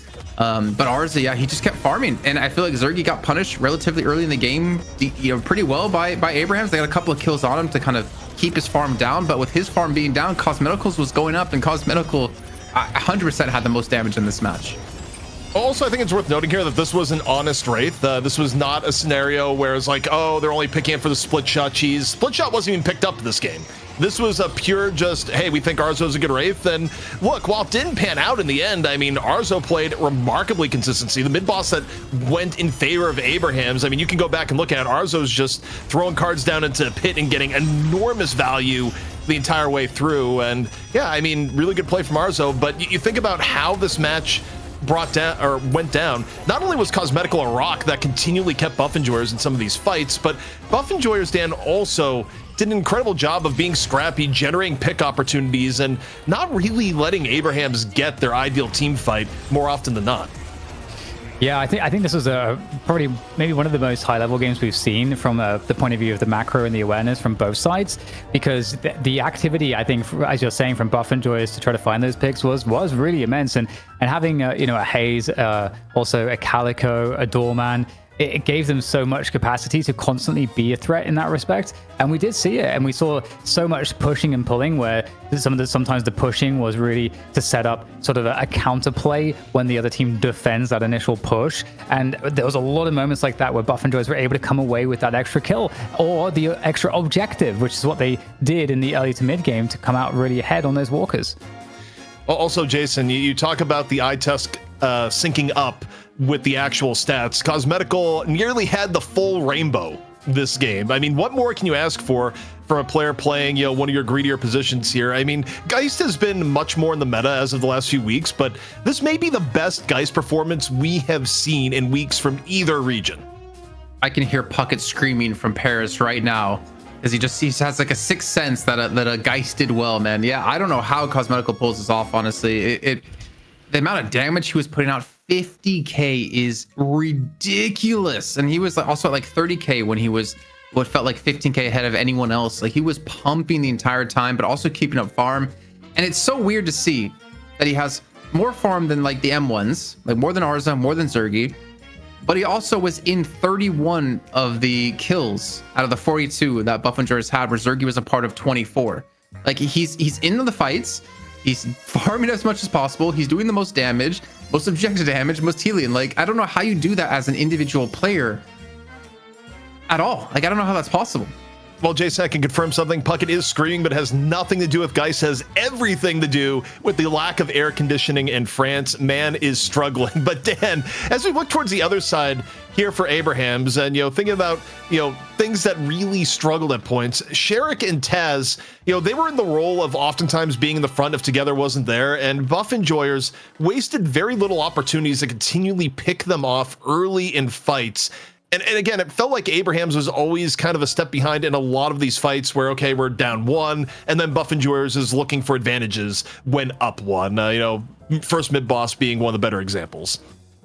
Yeah, and I think obviously we saw how that really played to the advantage of Buff Enjoyers, especially I think because the Yamato, if you're able to keep the economy down there, it feels so much more impactful than with Taz, because I think Taz, we saw, you can get so much really important utility just out of the Eternal Darkness in these team fights. And so, that can be, I think, a really big saving grace if you can play a little bit more low economy. But I think Sherrick really felt it in this game. And there's some missed opportunities for kills and survivals just because of just being a little bit too far behind on the souls. So I think a really good job from Buff Enjoyers and Obikim, as always when Obikim's playing their Haze. I want to bring up a note though, because I was talking about like how Haze and Calico during the cast stand of like how scary they are as like a 2-man hit squad, because you just never know where they're going to be. One stealth, one is basically stealth. But I completely didn't put Hoot into the equation until we saw it at the very end with the door that he put down, and how Abrahams was just not crossing that line to that pathway. It was like they were demons and there was like a salt line down that they couldn't cross. It was crazy to see, because they gave so much respect to the doormen, but also I felt like the entire time they were giving so much respect to Obikim and Vrake not being able to just split off and go for like these solo camps or solo farm. All right, well, it's come time to talk about the MVP for the match, and with two absolutely outstanding maps, Jason, it can only be one player, and that player is Cosmetical.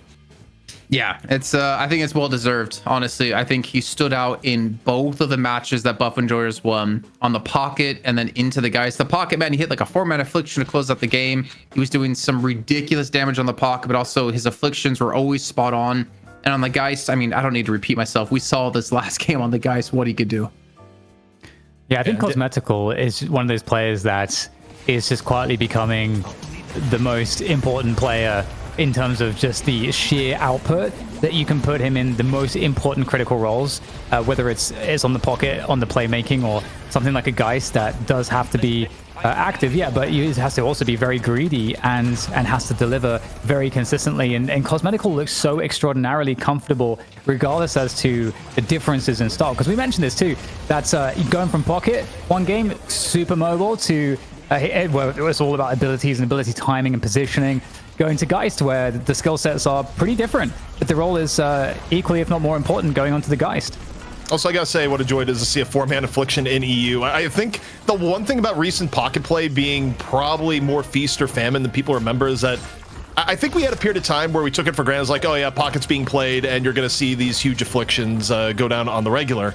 But people have gotten a lot better about playing around afflictions, so the actual onus on the pocket player to make things happen has never been higher. And not every pocket player has been able to rise to the challenge, but Cosmetical made it look easy in the pocket.